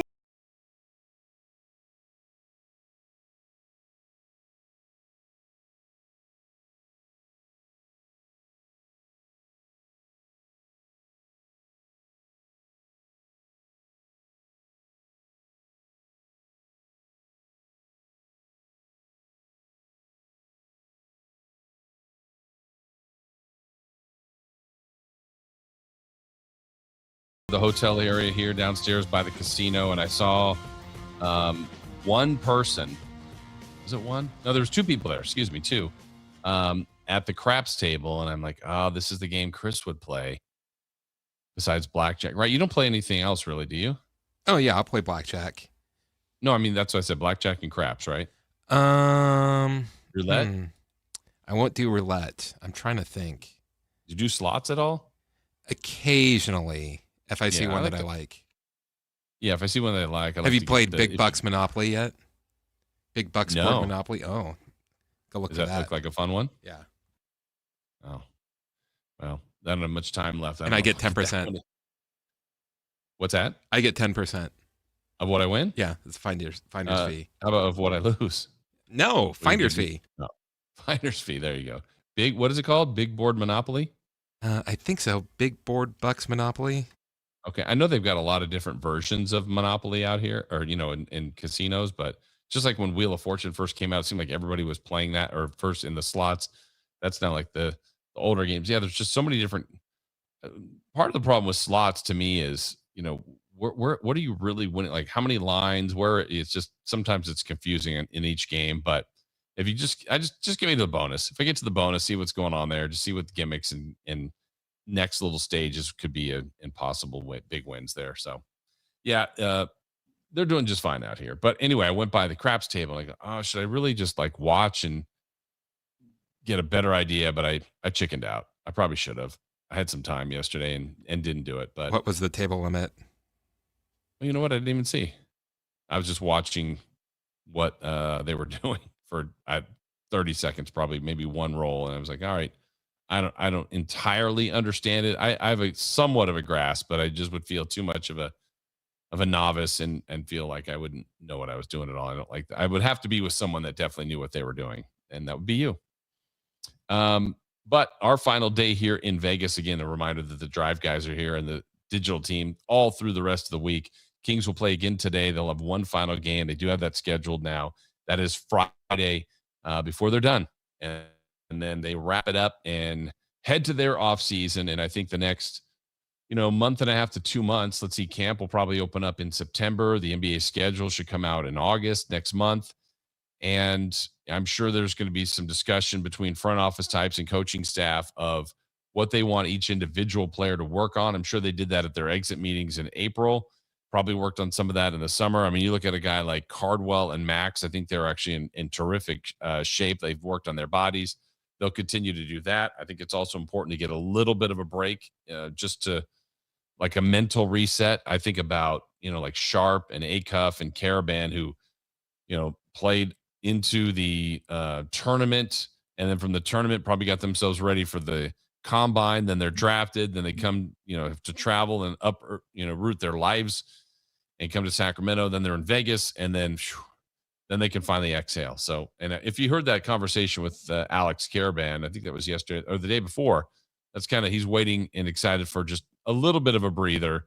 And then, back to work. I mean, these guys are going to work a lot, work hard for next season. And they need that work. And we'll get more into that coming up at 8 with Nick Clifford and certainly Summer League head coach Chris Darnell will let you hear those conversations. But first, just some other evaluations as we are now starting to wind down here in the final portions of the competitive part of Summer League, because the top 4 teams make the mini little final bracket, right? And it's pretty easy to go. If you win, the 2 teams that win face each other in the finals. Kings were in that spot last year, won that first game, ultimately lost to Charlotte in the championship, and the Hornets are the defending champs. Hornets will not defend again because they lost a couple games. They will take on the Kings on Friday. So everybody else gets that 5th game, and it's kind of spread around, and some teams can get as many as 6 if you win your 5th game in that Final Four tournament and then get in the championship. So there's more basketball to go here, but more observations from another day yesterday, kind of league-wide. It was interesting that the Wizards,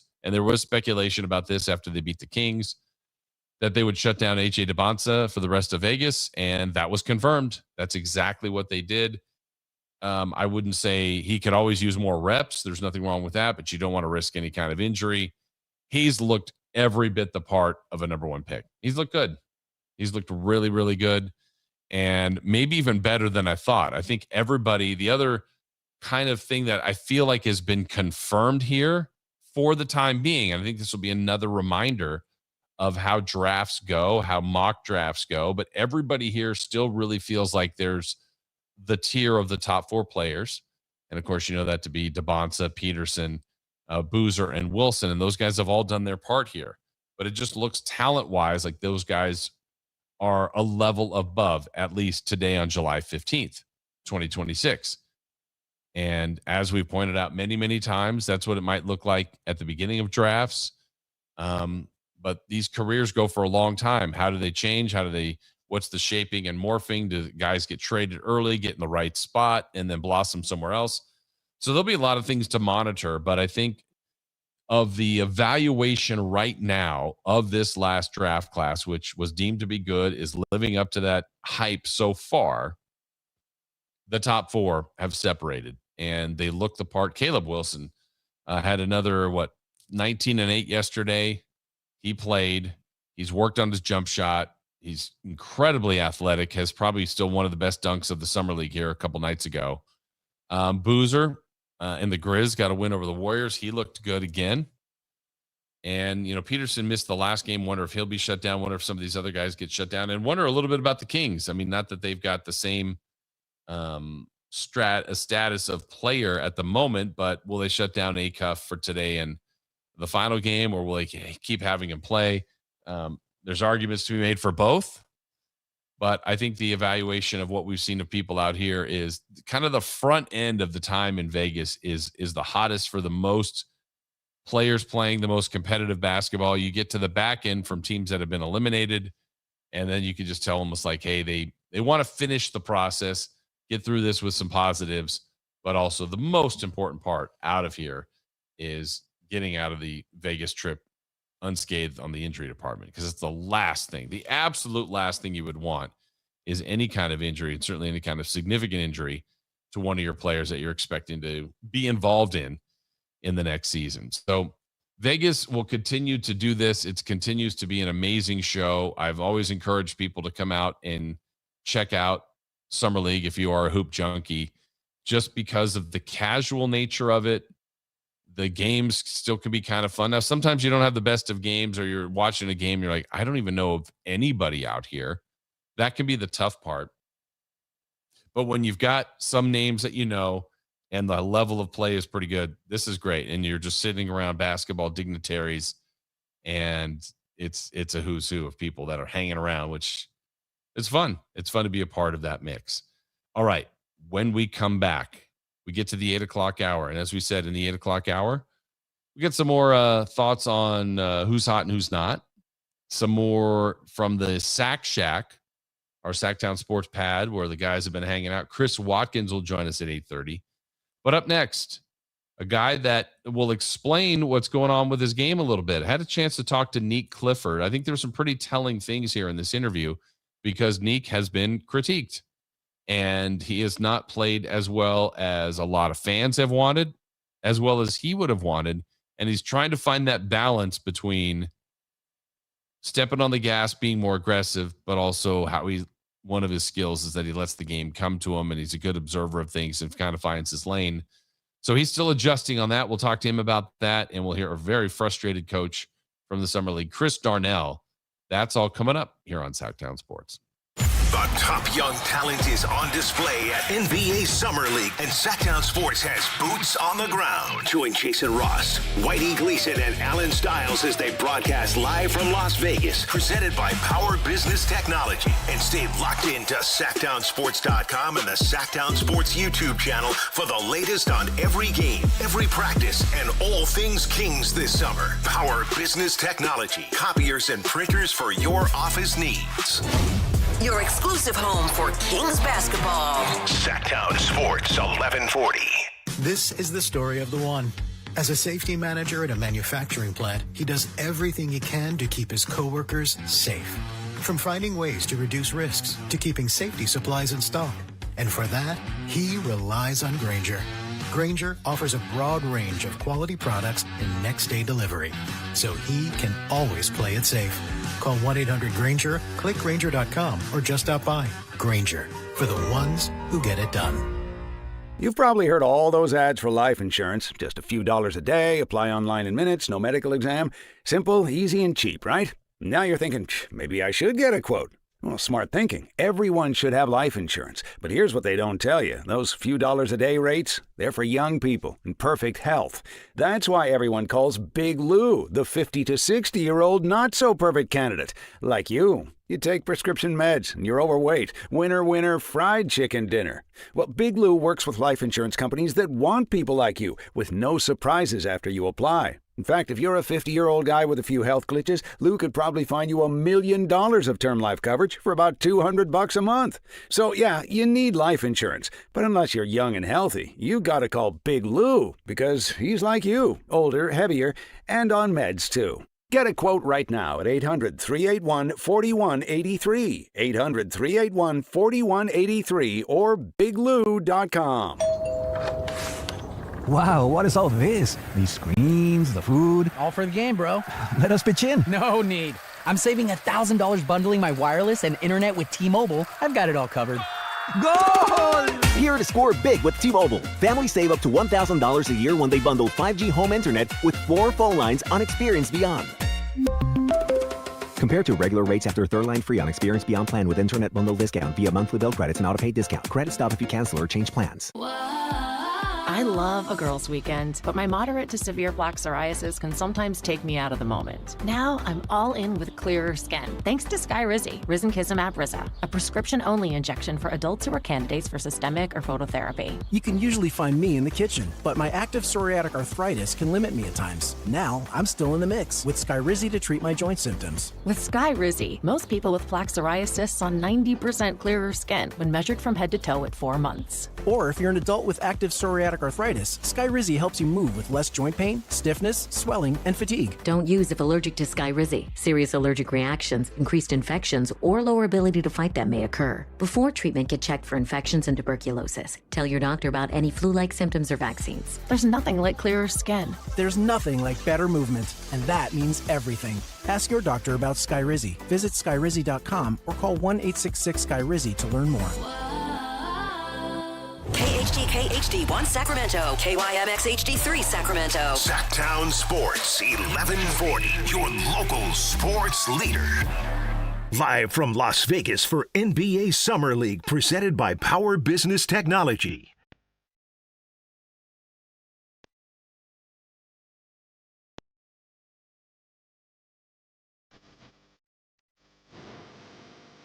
Ladies and gentlemen, we are halfway through the week. Your week! So right now, I need every single listener on their feet. Callers, texters, YouTubers. Make some noise for Sacramento's favorite sports morning show. Carmichael Dave, Jason Ross, and the man behind the glass, Chris Verla.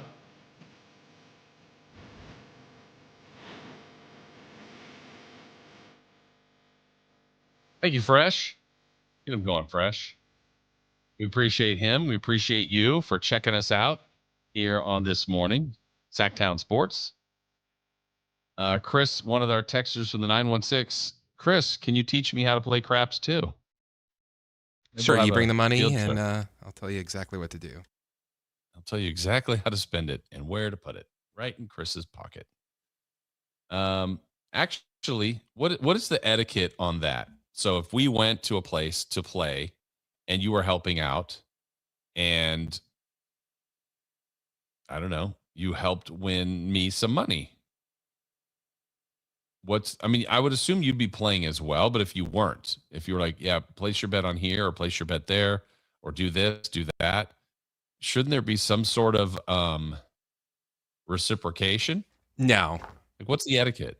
No, they're not for that. I will say, though, is if someone gets on a particularly good roll, like you should help out the roller. And that could be either like sending him like a few chips or maybe making a bet for them. Like one of the things I like to do is if, like, say the number's 6 and the roller has gotten me a bunch of points and stuff like that, and I'm doing really good, what I might do is like, hey, I'll put $10 on the hard 6 for the roller. Okay. I think I'm getting that. And if it's on 6, what you just don't want then is a 7, and you want the 6. Well, like, how's it go? Yeah, so a hard 6, you're betting basically. You are betting on a 3-3 roll, and so you get pretty good odds for that. So that's just what you need. It hits. But if you hit a 6 that isn't 3-3, then you lose the bet. You lose the bet. Gotcha. But then the idea of if it's the point, then you're already getting money from the point. So it's not that bad of losing the hard 6. Yeah. So if I remember right, like the first roll establishes the point. Is that right? Correct. Okay. And then whatever that is. You have to get the point before a 7. Gotcha. Okay. I think. Certainly not an expert. Oh, someone says if you, teach me how to play 25%. Well, that's a lot. Oh. You'll definitely take them and teach them how to play It's craps. hard to find like a reasonable table anymore, though. Oh, that's true. That is true. And I would just want a beginner table just to learn. Just learn So a lot of them, especially in Vegas, a lot of them in the mornings will be like, hey, if you come here, we'll teach you how to play. So like 10 a.m., like craps teacher, whatever. Craps 101. Yes. We'll teach you the craps. Yeah. Well, it's still a long way to go on that, but you have someone else that is willing to join the Chris Farlad craps teaching seminar. Blackjack, you and I have played that before. I think we're both pretty well versed on blackjack. Yeah. The only thing I think that we have a difference is I will stay on a 16 if a 7 is showing. Oh, that's the number you stay on? Yeah. What is that? Just if a 7 is showing. And because what's the logic behind that? Because like, say if 8's showing and so you're basically thinking 9, 10, 9, 10 or ace, then you're done. If a 9 is showing, then 8, 9, 10. So like 7, you need an ace or a 10. So the odds, 2 cards that help them. They're better odds that it's not there. Yeah. Isn't the 50-50, or maybe someone out there that is more of an expert would be able to explain this? What's the rule on a 12 with a 2 showing? You are supposed to hit, right? You are supposed to hit. Okay. Is it the same if you have a 3? I don't know. Or if you have a 13, and they have a 2? Those are the ones I don't know. Yeah. Because I know there's like 4, I feel pretty confident in staying. Yeah. Oh, for sure. Yeah. 4, 5, 6. You're like, you just got to park it and hope they bust. And you just hope you get good cards from the beginning. And that's what the Kings didn't have yesterday. From the beginning, they just got punked. Absolutely punked. That was the words from Dylan Cardwell earlier. We also heard from Emmanuel Sharp. He was a little bit more, I don't know, took it with, hey, it's a summer league game. Not like it's no big deal. He was not loving the way they played, but, people internalize things and take games a little bit differently. Now, granted, Sharp had a good game individually, but the team did not. But I think you're going to find it here with the Summer League head coach, Chris Darnell. He was not pleased in the slightest. I've found him to be pretty engaging, pretty good answers, but and not that there's anything wrong with the answers here. I think it's just more of a state of how he felt after the game. And so let's hear that conversation with the media yesterday. Here's Summer League coach Chris Darnell.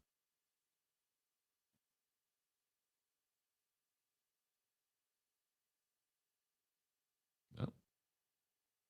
Is it freezing on us? Well, we will continue to wait to see what we get from Chris Darnell. Yeah, we'll get an update from Chris. I know he's working on a couple things there, but we do have that audio coming your way. We're going to hear from Nick Clifford, too. I got a chance to get, I don't know, about 7-8 minutes with him yesterday, and had a chance to sit down with Jonathan Mobo, certainly with Alex Caravan. And this was over at the arena, kind of a post game, but I didn't really want to get into the game per se, because, I mean, look, that game was awful, but there's still some more of a deeper dive into Neek into year 2, what his expectations are, what the things he's worked on, what he's going to continue to work on. And he'll talk a little bit about his struggle about being a vet here in year 2, but also still being new at this and just trying to find that comfort lane where it's a guy that really is a smart player that just kind of feels the game, but hasn't been able to figure out that aggressive nature of needing to attack more. And he's working on it. All right, let's go ahead and revisit that. Let's hear what Coach Chris Darnell had to say to the media yesterday. Any silver linings in that one? No, I don't think so. What do you say to him? I know at the half it was very brief. Guys were out there really quickly, and after the game, just try to flush it and move on. Is there anything you can reveal? Just say to him? No, we're not going to flush that. I think we have to learn from that. We have to feel that experience. I told him clearly we're not the same team we were in California. I thought our competitive level there was at a higher level than it is here. I know the game isn't going to be perfect, but we need to be able to band together and stop a run at 6-0 before it gets to 15-0, 20-0. But at the end of the day, 100% on me. We weren't ready to play, so I take the blame. We have great players, and I need to put them in a better spot to be successful. How hard to believe it's 26 turnovers? Excuse me? The turnovers, how hard to believe is that number that high? Yeah, they won the physicality battle from the start. We couldn't get to our spots. I don't think it matters what play you call if we can't get the ball across half court. If we can't win the physical battle to get a catch on the three-point line or set a screen to get somebody open, you're not going to have success no matter what you run. Could you talk about Emmanuel Sharp there kind of almost taking over in his own way there, really with his shot, but also the forced tools in the game? Yeah, he's a competitor. He always plays hard no matter what the score is, and love that about him. How would you like to see you guys counteract that physicality? I think, like I said, if we can just recognize that there's a run happening earlier in the game, be a little more disciplined instead of trying to hit a home run, I think we can stop a run way earlier than we did tonight. But again, it's on me. At the end of the day, I'm the coach. I got to put him in the spot to succeed, so I'll take the blame. Darius was much better in the second half, third quarter in particular. Found his rhythm. Tactically, it was different. Seemed to be playing a little bit faster. Yeah, I think he played with a little bit more pace. I think that him and Alex found some continuity out of one of our actions where they were able to create some advantages. He was able to get downhill, and then with some of the go screens we were setting, he was able to free himself up for some shots as well. So that was great to see. You mentioned that you didn't feel like the same team from California Classic. You may have already touched on it, but what stands out the most when you're kind of evaluating both sides? I just think in California we were the most physical team every game. We were down in games in California as well, but we were resilient, we were physical, we were competitive, we were disciplined, and we've lost some of that these last couple of games. Last game it was a big quarter, second quarter where they outscored us by 20. Today it was the first quarter where they outscored us by 20, and then you're competing and chipping away, but that's a big lead to try to come back from. I know you don't want to make excuses, but do you think fatigue is playing a role at all? No, I don't think so. I think these guys are all professionals. They're all young. They all want to play and they want to compete.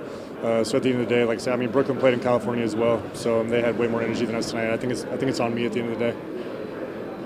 What do you think of just the guys that Brooklyn has out there? Obviously not the first time you've seen them, but a lot of length, size, and just kind of what stood out to you about what they had going on out there? Yeah, they got a talented group. They played hard tonight. All right, short and sweet, but I think the theme of what he was saying followed a little bit along the lines of what Dylan Cardwell was saying, needed to be more physical.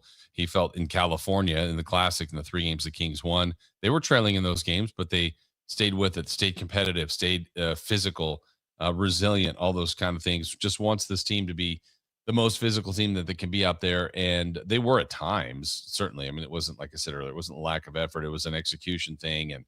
And the terms were set early by the Nets, and they kind of planted the flag and said, you come to play at a level better than us. And the Kings never did. Stretches, minimally stretches of the game. But this was ugly. This was a game dominated by Brooklyn. They deserved to win. And the Kings now have been officially eliminated from any chance of winning the Summer League championship, but there's still things they can learn in the next 2 games, including today when they're back in action. Now, I also want you guys to hear a conversation I had with Nick Clifford. Had a chance to catch up with him. And, when we were talking about the highlights of the game yesterday, we did highlight Emmanuel Sharp, the second-round pick, 23 points, hit his threes, defended, that intensity, kind of the stuff that he does regularly. And I think Mobo does that too. Now, Mobo was out of yesterday's game, not for any injury. It's just he's played a lot, so they rested him. And I would expect some more of that coming up in the next 2 games. And then Darius Acuff. Acuff found his way to get to his game. I mean, 26 points and 9 of 18 shooting. Finally got that 50% or better game, but it was right at 50%. And that was after a slow start. So he had much better second half. And you heard Coach Darnell talk about playing with more sense of urgency, more of a pace to the game. And I think the Kings did a much better job of that as the game went along. But what we're not talking about is the game of Maxime Reynaud, who was an all-rookie member, Dylan Cardwell, or Nick Clifford. And because I thought the second-year guys really struggled, they combined, the 3 of them, for 13 points on 6 of 13 shooting. So not a ton of attempts. They didn't play, Nick played 15 for Max, and 20 for Cardwell, but they could still put up numbers and have more of an impact than they did. Max had troubles with the turnovers. We had Cardwell, watching him missing some easy shots around the rim. And then Nick, just took 3 attempts, made 1, and it's just finding that opportunity to not just be a connector on the team and to help out, but to have more of an impact in a game. And so I had a chance yesterday to catch up with Nick and get just a little bit more of an intel on what's gone on with him, what Summer League has been like, and some of the things he is searching for, and even drops a little nugget here about year 2 of the Beam Boys. So here's my conversation with Nick Clifford. All right, here we are. Nick Clifford joining us. Nick, let's start with first kind of an overview of Vegas. I know it's not exactly gone the way the team has wanted, but just how has it gone so far in your mind for you and the team? Yeah, no, it's been a lot of learning for all of us. Trying to figure out how to play together, trying to figure out how to win together, learning each other's games. This is the time to grow and go through some of those mistakes right now so that when you get to the season, you're a little more prepared and ready. So we've just been using that as a good opportunity for us. What are you learning about your game then in year 2, and have they defined a role they want more of you right now? For myself, I feel like my versatility is what I bring to the table. Being able to do a lot of different things on the court. My role last year with the Summer League team was a little different than it is this year with the Summer League team. So, we have a new group of guys, so I'm figuring out how to play with those guys. But, I think the defense, the rebounding, all those little things that I could control, that's kind of what I'm focused on, trying to bring to the table. The offensive side will come. I got to be more aggressive at times. I got to be more assertive at times for our team to be successful. But, for myself, just trying to bring winning habits to impact the game. How do you find that balance? Because I've always found you as a player that lets the game come to you. You got to pick your spots, but also that aggression that you're talking about. How do you navigate this? That's something I'm still trying to figure out, honestly. Trying to find that balance of not trying to force too much. I think I do like to try and let the game come to me, but there's times where I can get lost at times because I'm not being as aggressive and assertive as I need to be. So there's times where I got to, force the issue where it's like getting into the paint. And it's not always to just score the ball, but to facilitate, make plays for my teammates. But I think coming out with an aggressive mindset, that's going to be the key for me. Can you sense that in the game when it's happening? Does the coach tell you, does the players, like, come on, Nick, step on the game? Like, how do you know? Do you see the film later? Yeah, sometimes the coach will tell you, but, I have a good feel for when I'm doing it and times where I can be more aggressive, especially if our team is struggling a little bit, trying to help us create offense. I think that's something I bring to the table. And so I got to be better in that sense. When the season gets here, there's A-Cup is here, but there's some backup point guard minutes. Is that a spot they see you at? I mean, you're versatile. You play a lot of positions. Have they talked to you about maybe being some point? Potentially. I haven't really had those conversations yet. I do feel like that's a position I can, help bring up the ball, help get us in the offense, whatnot. So I think that's where my versatility comes into play. Playing 1 through 3, I feel like I could play any of those positions. And so that's definitely something I want to continue to get better at, and I feel like I'm comfortable enough to do. What did I heard you worked out with Derek White some this summer? Yeah, I did. What did that do for you? What were those workouts like? Yeah, we only got one workout in. I did get the chance to pick his brain. I've known him for a little minute now, being a Colorado guy, so that's been cool. But, it was just good to get in front of a guy like that who's done it at the highest level, has had a lot of success doing it, and has kind of been similar to myself, a bit of an underdog coming from Colorado. So a great guy to learn from, grow from, and is a guy that's going to be in my corner for a while that I feel like I could go to, ask questions. So I feel like I have a good relationship with Derek. What's it like out here with the team you have? Do you feel like a vet out here, per se? I know you're still there, but do you feel like a vet? No, I do. I do. I'm trying to take on some of that leadership, those leadership qualities, being a guy that's been through it once, trying to teach some of the young guys some of the stuff I went through last year or helping them figure out certain things. So that's something that, I do feel more of a vet this year than I was last year. Well, the difference is one season. Yeah, right. It was definitely. How about the new guys that are in A-Cup, Caravan, Sharp? What have you seen for those guys? All winners. They care about winning. That's the most important thing. They come from great programs that, they had a lot of success. And so they're trying to figure things out, being in a new spot. But they got a lot of talent. They got a lot of winning habits. And I'm excited to continue to grow and play with them. It's fun watching you guys defend, like when Mobo's going, when Sharp, you're going. Do you feel like that spreads amongst all you guys? No doubt. I feel like we have a lot of ability to defend. A lot of guys who play hard, bring a lot of energy, and so I think that carries over when one guy's doing it and you got 3 or 4 other guys behind him doing it. It just sets the tone for your team, and so I'm, like I said, excited to continue playing with those guys and feed off of each other to have a great defensive squad. The team vets were here, noticed the other day. Brett's has been here with Cloud too, and Zach today was like having just those guys around you. The boat was like, present. No, it's great. It's great. That's the culture we want to build, is having, our players come be a part of this with us. It just shows that they care about the young guys. It shows that they want to, help build us up too, because they know that it's a team effort. It's a whole team thing. We all got to be on one page and playing together. So for them to come support us shows a lot that they want to win. As the year went on last year, the Bean Boys, they were growing. What's year 2? Any year 2 plans for the Bean Boys? I don't know yet, man. It's kind of a work in progress. We just gonna go with the flow. We gonna go with the flow, see what happens. My idea, I wanna get the whole fans involved. Like, I want there to be like a sunglasses, like everybody starts wearing sunglasses in the arena. Like, I think that'll be a cool little tradition if everybody starts bringing sunglasses. Who was first with the glasses? I think Precious started that. Okay. Precious, that was Precious idea, yeah. Okay. And then can the rookies now be in? Yeah, man. We accepting all members, man. Okay. All members. One other thing I got to ask you. I know, I heard at least one of your Bean Boys, Max, gave him a little grief for France today. Oh, yeah. Yeah, he was sad, man. He was sad. It's been a rough day for Max. You're not even necessarily a supporter of Spain.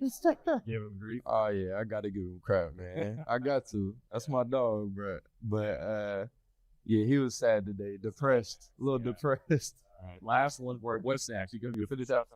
Yeah. Hopefully you get a little break. What's your plan for the rest of summer? Just get better. Get better. That's my plan. I'm going to be in the gym a lot. I'll be traveling a little bit to different places to work out. But mainly in Sacramento for the most part, just trying to grow and, get ready for this next season. Well, it's good to have you back. Best of luck. Thank you. I appreciate it. Cool. Good to see you. Yeah, you too. Thank you. Yeah. Still got your All right. There's a conversation I had yesterday with Neek Clifford, in our Sactown kind of summer sit downs out here. And that was more of a stand up, but you get the point, and just kind of catch up with them. And I thought that was interesting what Neek had to say about trying to find that lane of aggression while being, not forcing and pushing things, and just trying to identify that more a little bit. And I think that's been a fair criticism of him. And look, it's his own self-criticism as well. But I've said it. Other people have said it. You love seeing year 2 players come here and have a look of like, yeah, I'm not necessarily like insulted that the organization's asking me to play, but I'm going to show. I played a lot in the first year. I belong out here. I mean, I'm looking at the Nets last night. Like Danny Wolf played a ton for the Nets last year. Drake Powell was a big factor in what they were doing. Igor Yeoman was like a huge factor in the game yesterday. He looked awesome. That's exactly what you want from the second year guys. Now, Max did that in the first game. I think we saw some of that from Dylan Vlasic and even here at times. And I think Neek has had moments where you're like, all right, I see some growth, but it's not one that just smacks you over the face. He doesn't jump out at you with that. And it's a guy that's pretty versatile, but then you look at it, it's like, what is the one area where you go, okay, this is where he's great. This is the avenue that he can continue to expand on and help grow his game and help grow the team. I think he checks a lot of boxes, but he needs to check one or two more, I would say, at a higher rate. Like he's an elite rebounder or an elite scorer or defender or whatever. And I think he's good at a lot of those things. And he's shown the ability to fill a stat page. And like last year, as the year went along, we were seeing him in the steals department. I think is a pretty good rebounder. But where will that role be when the season gets here? And if you look at it, that's why I asked him about the backup point guard minutes yesterday on the show, talked to Mark Jones. And I feel like there's still kind of a need for a backup point guard. He doesn't think that's something that we'll look at. I think he looks at it like Malik can play it, Neek can play it, and they would feel comfortable enough as an organization doing that, as opposed to maybe using one of the two-way guys in like Stevens or Flagler to get some of those minutes. So I thought there might be a need there, but if Neek can fill that void, he sounded like he could do it and felt comfortable with it. But even there, like, all right, now if you're the point guard, maybe that's okay if you're really looking to distribute, but you're going to have to keep the defenses honest with your own offensive ability. And Neek is a very likable guy. Certainly his career is not defined by at this moment yet. He's still got room to grow, but that's what's going to be needed is growth. And for him to get minutes on this team, I think there's a spot for him somewhere here to get those minutes in the rotation. But he's going to, when called upon, you kind of have to stick out. And it's tougher to be that connector guy on a team that is not scheduled to be great. And I think there's a couple connectors here. And what I mean by that is just guys that make the right plays, that are in the right spot, that are coachable, that don't hurt you, and kind of in the end, like make winning plays. I think Karaban was clearly that guy in college. And so I think Neek Clifford is too. And maybe Neek was at a higher volume, like score at times, but that's all well and good when you get to the NBA. You always need guys like that. But this team is not like that. That's not what they were missing to get them over the top. They need some more high-level talent, some more people that really put some scare into other teams. They don't have enough of that right now. And so I think those connector pieces are great. Like when you look at a team like OKC, a lot of the heavy lifting is being done by SGA, by Holmgren, by Jalen Williams when healthy. And then you look at, man, Case and Wallace really fits in here. Mitchell really fits in here. Dort really, yes. And they'll have their games where they're big offensive or defensive contributors, but it's that connector, how it just fits with the other pieces. The Kings have that in a couple guys, but like I said, they're not at that level where it truly, you feel the impact of those kind of guys. So Neek's going to have to continue to work on his game. I know he will. And hopefully you enjoyed that conversation I had with him. I know a conversation we're going to enjoy having is coming up next. We're going to go back to the Sack Shack, see what's going on this morning. We know the afternoon show will be getting ready to go here in a couple hours. And between us will be Matt and Kayla. The Drive guys will be out there doing their show. But what's the rest of the crew up to? What did Chris Watkins think about the two games he's seen out here? He joins us from the Sack Shack next. Even among the most heated rivals, nothing brings people together quite like a little bit of turbulence. When someone says, hey, there's an issue with the equipment, I don't feel particularly comfortable. And when they said equipment, I'm sitting on the aisle, and Frankie and I just slowly turn and look at each other, and we almost held hands to say, hey, you know what? Whatever will be, will be.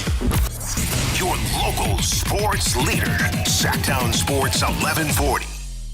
And we're live from the living room as Doug eyes up the matchday spread. He's reaching for the Buffalo wing. Perfect. Hang on, what's this? Oh, he's gone for a can of Pepsi too. Incredible. What a finish. Sensational combination.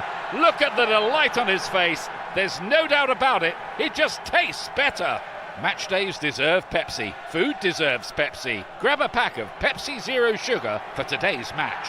It's poetry in motion. Dawn or dusk, I'm on the hunt. Skeeter here, Sacramento Yellow Mosquito and Vector Control District, and I'm wearing Skeeter Vision, night vision goggles that light up skeeters at dawn or dusk like the 4th of July. Mosquito, 12 o'clock.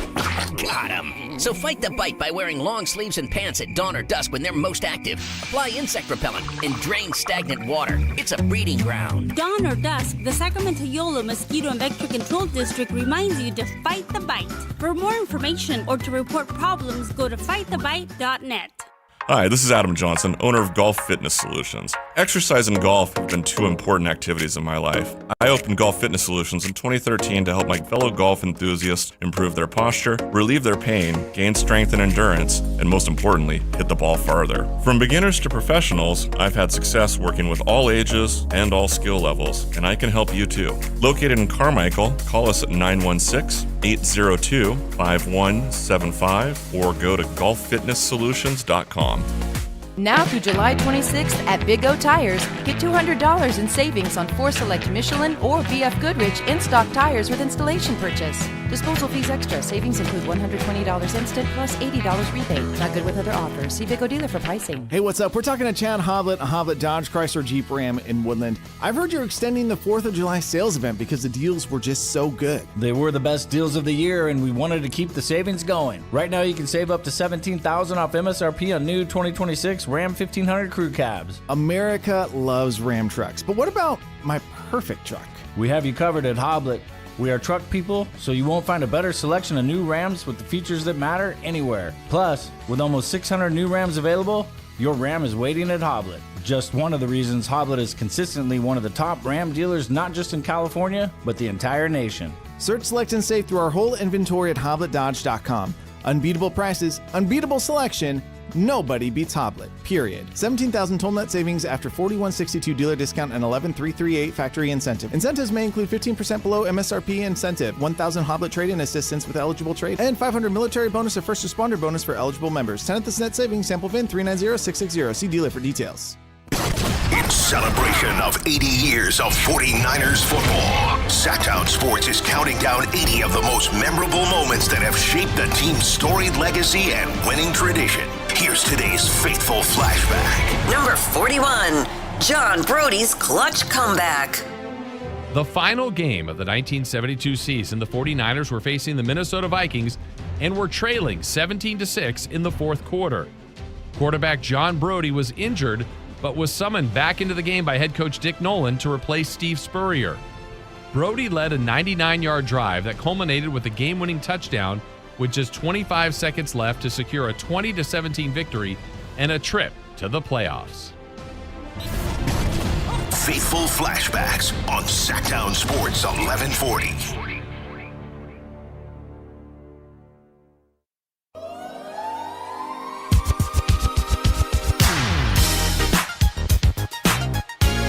Live from Las Vegas for NBA Summer League, presented by Power Business Technology. Here's Carmichael Dave and Jason Ross. Is that Bruno Mars by request? I think it might be. As we're out here in the Summer League. Bruno Mars guy. This is crazy. Huge Bruno Mars guy. This is insane. As we're coming to you from Las Vegas, thanks to the great folks at Power Business Technology, your eyes and ears for all things Kings. As we're out here covering all that. Power Business Technology, copiers and printers for your office needs. There he is, Chris Watkins at the Sports Shack. You're the one, Chris, that named it the Sports Shack. Is that true? That is true. That's very true. yeah, like some things just kind of come to you naturally. And Whitey just threw it out there. He was like, it was. I mean, they had headsets on, they were ready to go, and Whitey just throws out to the room like, "Hey, I think we need a name for this place." And sometimes when it's meant to be, it's meant to be. And Sack Shack just fit, Jason. It just fit.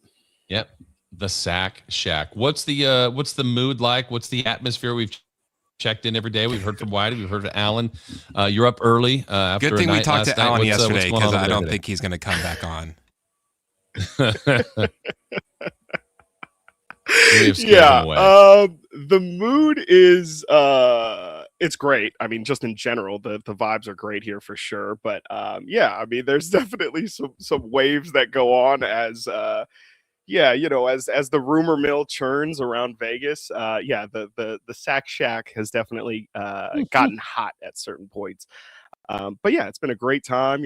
We're killing it with the content. Alan just finished his 4-mile run or whatever he does every morning. What is he doing? Taking a lap around the pool.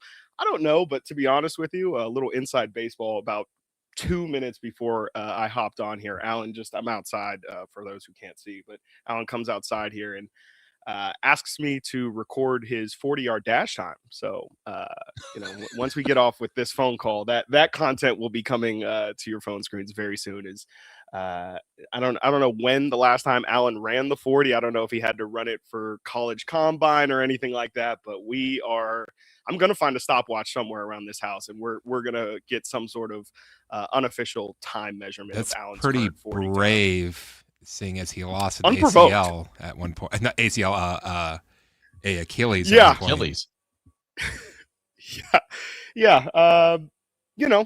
We definitely hope that stays intact. But man, content is king. That's all I'm going to say. Yeah, I bet when you woke up this morning, you're thinking, I bet I'm going to have to time Alan Styles in the 4. Like, there's no way you would have thought you were going to be doing that today and filming it. Jason, I mean, as you know, when you're in Vegas for Summer League, like you don't prepare for anything. Anyone can pop up at any moment. And so, to be honest with you, recording Alan's 40 is probably one of the more predictable things that we could have. Yeah, it definitely wasn't a 0% chance for this week. Yeah, it's not a completely off the board piece of content. It was something that was probably, I might have not been in that meeting, but something tells me that this is not the first time that this piece of content has been brought up. Well, you've been killing it. All you guys, all of you guys out there have been killing it, and you've been gathering a lot of video and film and footage.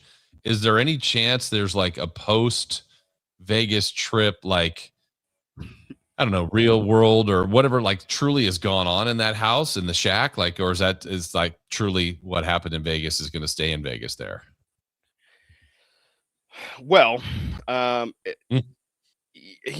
as much as I can imagine right now, like the end credits of The Hangover, where it's like, oh, what happened? Well, here's the photo gallery of Alan with the tiger and Frankie with a mustache on his, a Sharpie mustache on his face and everything. I think we're probably going to leave what happened in Vegas, what happens in Vegas. But to be honest with you, it's mainly because I don't want to have to put that piece of content together. I think we're producing enough. And to be honest with you, like I think it's probably best that some things are going to stay in the Sack Shack. Yeah, I think that's probably true. And maybe some things would be best stayed on the court or not seen for others. You and I were sitting right next to each other yesterday. That was a rough watch. I think you and I both shared the thought, like, bad basketball is bad, but bad Summer League basketball is really, really tough. I think both you and I, look, it's about the Kings. That's what we all care about. First and foremost, Chris, the Nets were like a pain. They were relentless yesterday.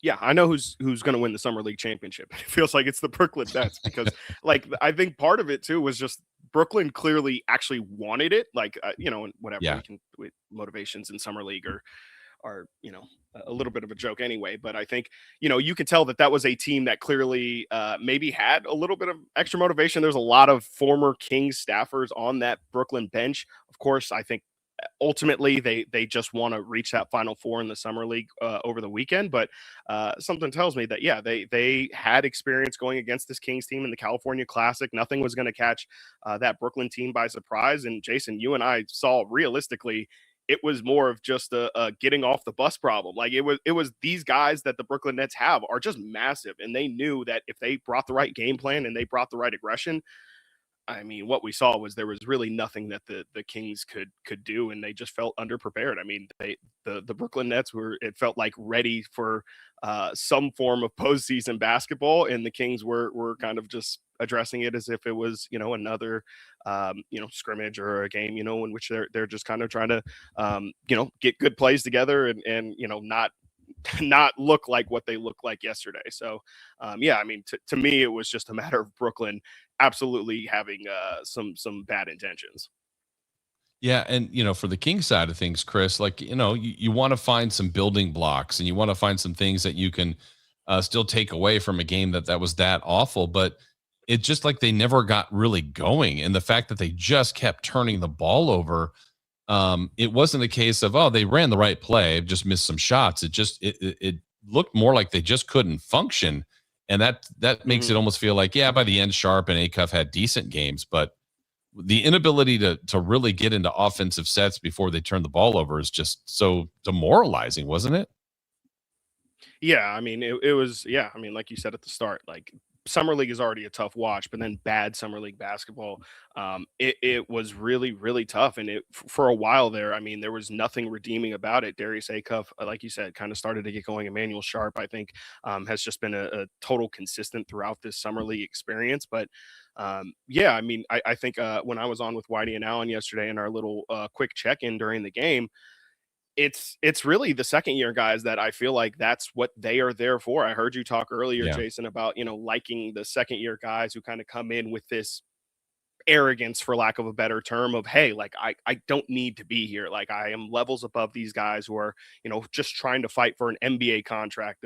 Some of these guys, you and I were talking yesterday, some of these guys are, fighting for European contracts, or even just, just trying to continue to play professional basketball. And so, as much as I would love to get into some of the deep reasons why it feels like Darius Acuff might actually, have some things that we might need to be concerned about, I do think that a good portion of blame, or whatever you want to say, should go to the second year guys like Max and Neek. Really, I think, especially if you're going to talk about the struggles of Darius, like it, I think that those guys are kind of out there to make his life easier. And it just kind of feels like, I know you talked to Neek yesterday and asked him, like, feels like you're, wouldn't say passive, but you kind of let the game come to you. I think in this kind of setting, we'd like to see Neek Clifford kind of dictate what happens out there a little bit more. Of course, regular season, when he's out there with Zach and Domas and things, of course, we don't want him to be hyper aggressive and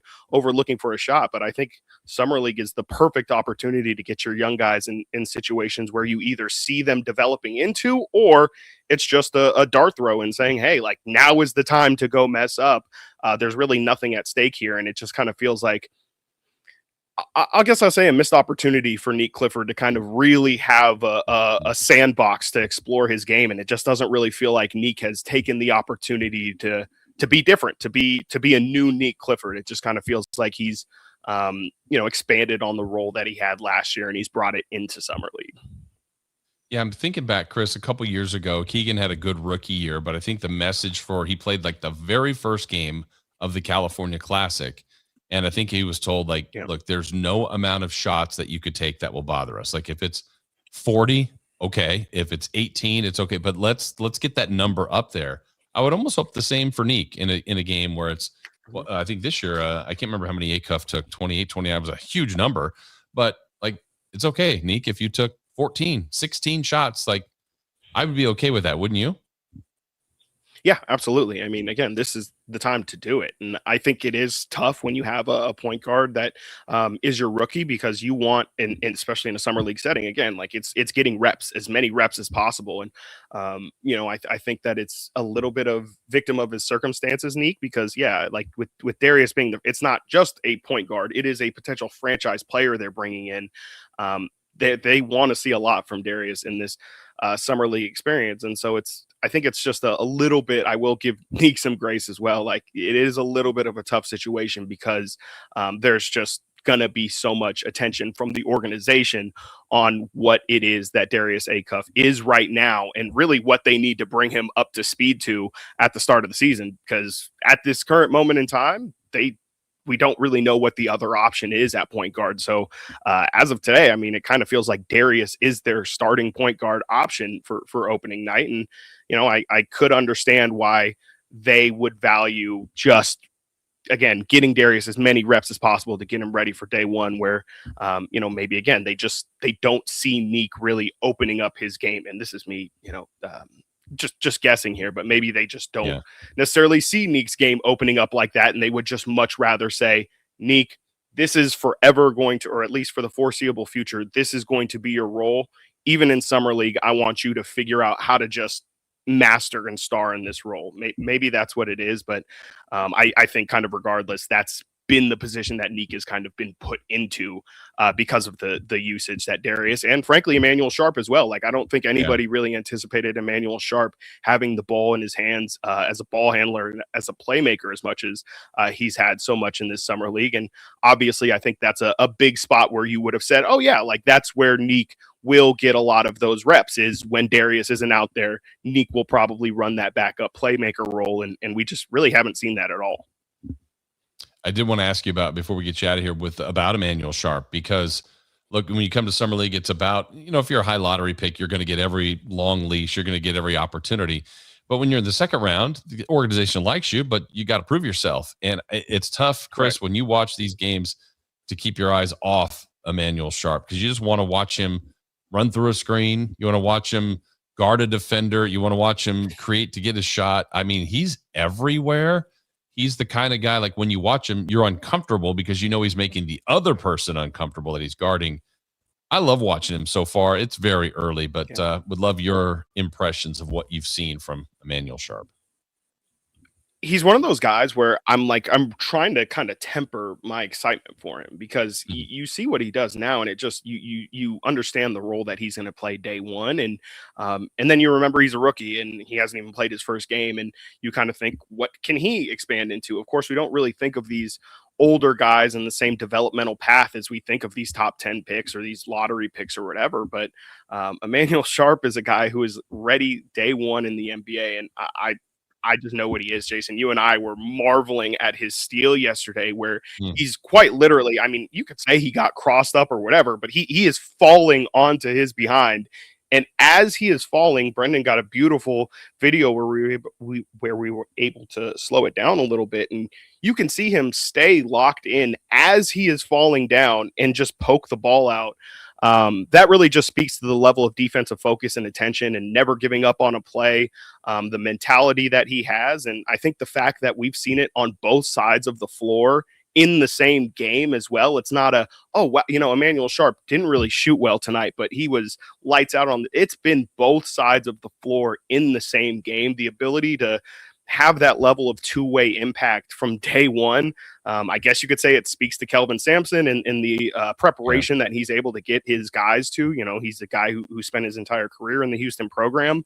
And that definitely shows. But man, Emmanuel Sharp, just a sharpshooter, Jason. He is the sharpshooter, and a guy who I really do see Kings fans, of course, fell in love with Keon Ellis. Like, that is the exact kind of role that I see Emmanuel Sharp filling almost immediately. And I feel very comfortable to say Emmanuel Sharp is already a better three-point shooter than Keon Ellis. So I know a lot of people, that was a little bit of a sticking point with Keon is, his three-point percentage is good, but his overall offensive game isn't quite there.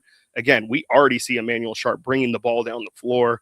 We see him knocking down deep threes off the catch. We see him defending the point of attack on defense. Like, there's just so much that he already does. And now, granted, it hasn't been against complete NBA talent, but you just see the potential for him to get comfortable and really from day one make a very serious impact on this team. Like, I would be very surprised if Emmanuel Sharp isn't a major part of this rotation really early in the season and for many years to come. Yeah, I think he's going to compete. He's going to push guys. I think that's all very, very healthy. Well, Chris, thank you so much for all the work you've done so far. There's more to go. You've got a couple more days here in the shack and a couple more games. I don't know how the last two are going to go out here in Vegas, but Thank you, as always, for joining us. Keep up the good work, and we'll see you when we're all back in Sacramento. Sounds good, Jason. Can't wait. I got a 40 to go film, so I'm gonna head out of here. Will you do us a favor and send us the time, or is that a spoiler? No, I'll send it to you. I'll absolutely send it to you. What's your early guess on the 40 time? My early guess. He's already got his run. Do we think he breaks 5? Like he's got, I would think he's, Allen fancies himself I'll say 4.8. He was a college athlete. Yeah. I would hope under 5. I would hope under 5. Okay. That's the number. Got to go under 5. Chris said 4.8. Is that what you said, Ralad? Yeah. Okay. All right. Well, let us know, Chris. Thank you. And we look forward to that video to come as well. All right. That's Chris Watkins joining us from the Sack Shack.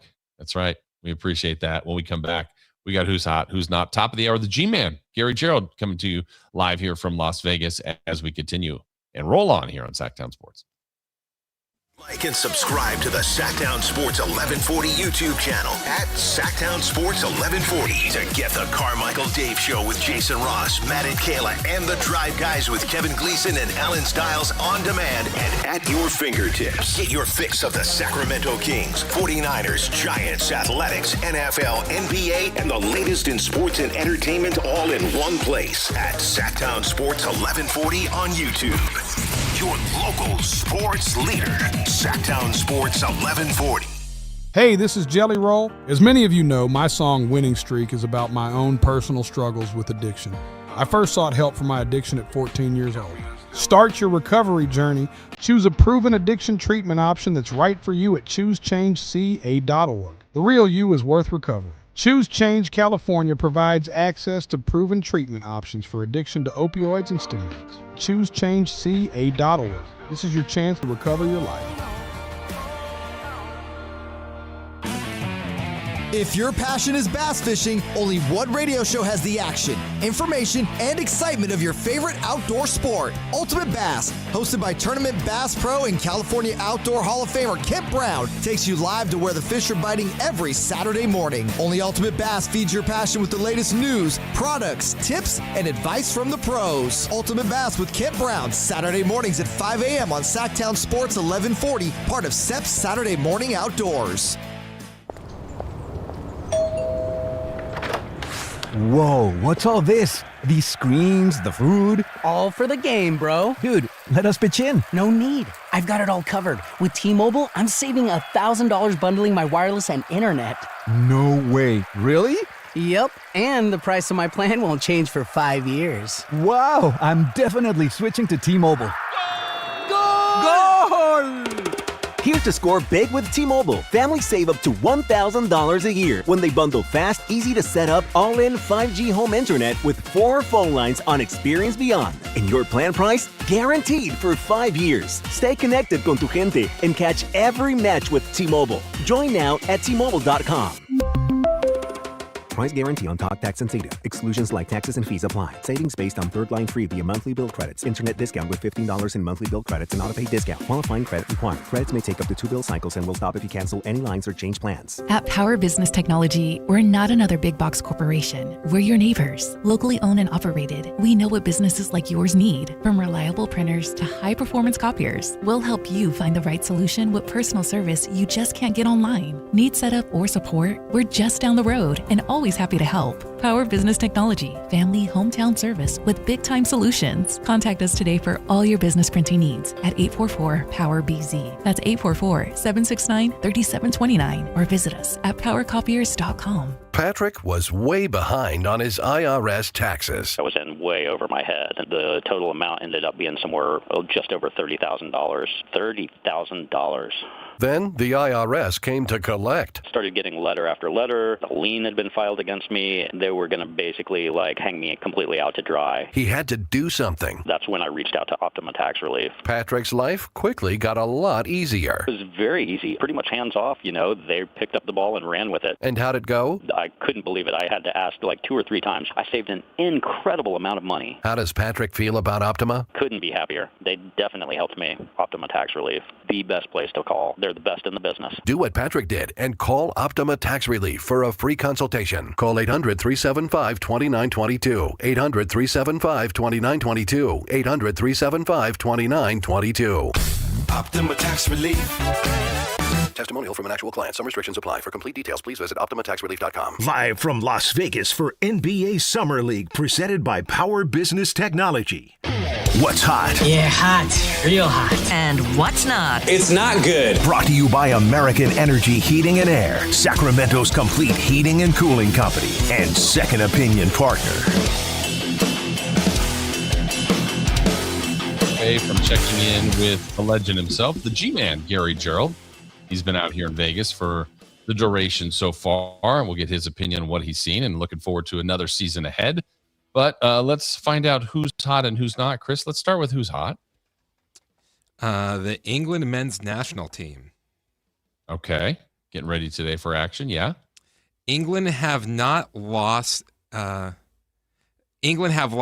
of their last 22 games against nations, beginning with the letter A, and have only conceded 1 goal in their last 17 against teams with the letter A. So watch out, Argentina. Where did you get that stat? I've got my ways. Okay, random. Yeah, Argentina would be one of those teams with the letter A. All right, that match coming up at 12. Who is not? And remember, I was the one that told you about Spain too, so. You did. Who is not hot? The National League. Oh, yeah. Last night was the first time ever in an all-star game that a team has struck out 15 times and been shut out at the all-star game. And this is like the new and present day of baseball, that we get strikeouts at a high rate. Not a lot of people hit over 300.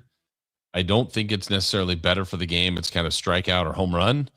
But to have the best of the best, now granted, that's the best pitchers too. But to have that many strikeouts, let me see. Abrams struck out twice. Brendan Marsh, the local guy for Philly, at least for the hometown team, struck out twice. Yeah, 15 strikeouts, just 3 hits for the National League yesterday. Juan Soto got one. Otto. My name is Otto. Otto Lopez got one. And PCA, Pete Crow Armstrong. That was it. And really, the American League scored the 3 runs in the first inning, added 1 in the 8th. Only 7 hits for them. But it was their dominant pitching, timely hitting.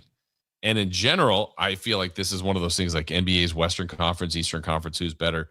I feel like the National League has had much better records this year. I think there's more kind of a depth to the better team list. But in an all-star game, it's one game. Who pitches well, who gets the timely hits. It was the American League that did that as they win 4-0. We mentioned, too, just a couple of the notes if you've missed it, for the Sacramento Kings. Just a brutal performance yesterday. They will play today, a little bit later this afternoon, when they get to battle Summer League play. That'll be at 5 o'clock against the Celtics.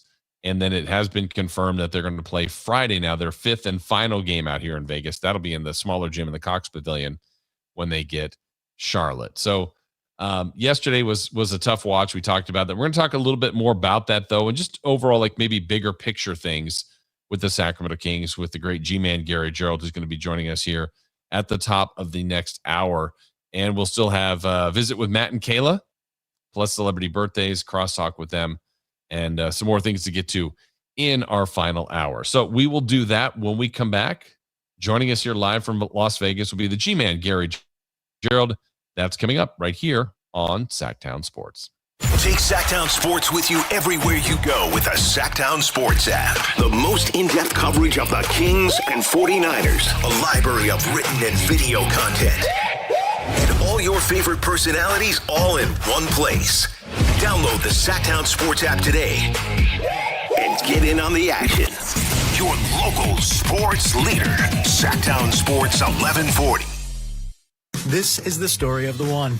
As a safety manager at a manufacturing plant, he does everything he can to keep his coworkers safe. From finding ways to reduce risks to keeping safety supplies in stock.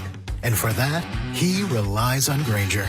Grainger offers a broad range of quality products and next-day delivery, so he can always play it safe. Call 1-800-GRAINGER, click Grainger.com, or just stop by. Grainger, for the ones who get it done. From the FIFA World Cup to competitive business environments, grand ambitions lead to game-changing achievements. At Bank of America, we're there to support businesses at every step, providing insights and expertise to help you gain an edge. He shoots, he scores! What would you like the power to do? Explore winning business solutions at BofA.com/gamechangers. Bank of America, official bank of the FIFA World Cup 2026. I know that hiring can be challenging. You need someone to match your role perfectly. Well, now you can meet them fast on ZipRecruiter. Build your team, build it sooner. Meet your match on ZipRecruiter. Just head to ZipRecruiter.com/free right now to try it for free. That's ZipRecruiter.com/free. Meet your match on ZipRecruiter. Try it free. And we're live from the living room as Doug eyes up the matchday spread. He's reaching for the Buffalo wing. Perfect. Hang on, what's this? Oh, he's gone for a can of Pepsi too. Incredible. What a finish. Sensational combination. Look at the delight on his face. There's no doubt about it. It just tastes better. Match days deserve Pepsi. Food deserves Pepsi. Grab a pack of Pepsi Zero Sugar for today's match. It's poetry in motion. Wow, what is all this? These screens, the food. All for the game, bro. Let us pitch in. No need. I'm saving $1,000 bundling my wireless and internet with T-Mobile. I've got it all covered. Goal! Here to score big with T-Mobile. Families save up to $1,000 a year when they bundle 5G home internet with 4 phone lines on Experience Beyond. Compared to regular rates after third line free on Experience Beyond plan with internet bundle discount via monthly bill credits and auto-pay discount. Credit stop if you cancel or change plans. Capital Casino is conveniently located in downtown 411 16th Street and has been a part of the greater Sacramento area for over 20 years. They offer the best variety of games in the region in a safe and friendly environment, and there's plenty of parking, all well lit and monitored by security. Come have a great meal at the cafe and restaurant inside. Capital Casino has the best food, the best service, and the best action. But please always remember to gamble responsibly. 1-800-GAMBLER. KHD HD1 Sacramento. KYMX HD3 Sacramento. Sactown Sports 1140. Your local sports leader.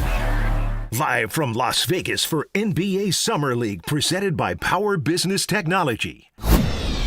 The Carmichael Dave Show. He's on the microphone when he's not on the microphone. He's playing a song, and when he's not playing a song, he's on the microphone, and then boom! With Jason Ross. No, he didn't! Yes, he did! Call or text at 916-339-1140. It's the Carmichael Dave Show with Jason Ross on Sactown Sports. All right, final hour of this Wednesday show. We're continuing to broadcast to you live from NBA Summer League. I want to remind you that our afternoon show, The Drive Guys, are here all throughout the rest of the week. That doesn't mean we won't have content between 10 and 2. That means Matt and Kayla, I know they're going to have coverage of yesterday's really tough watch performance by the Sacramento Kings.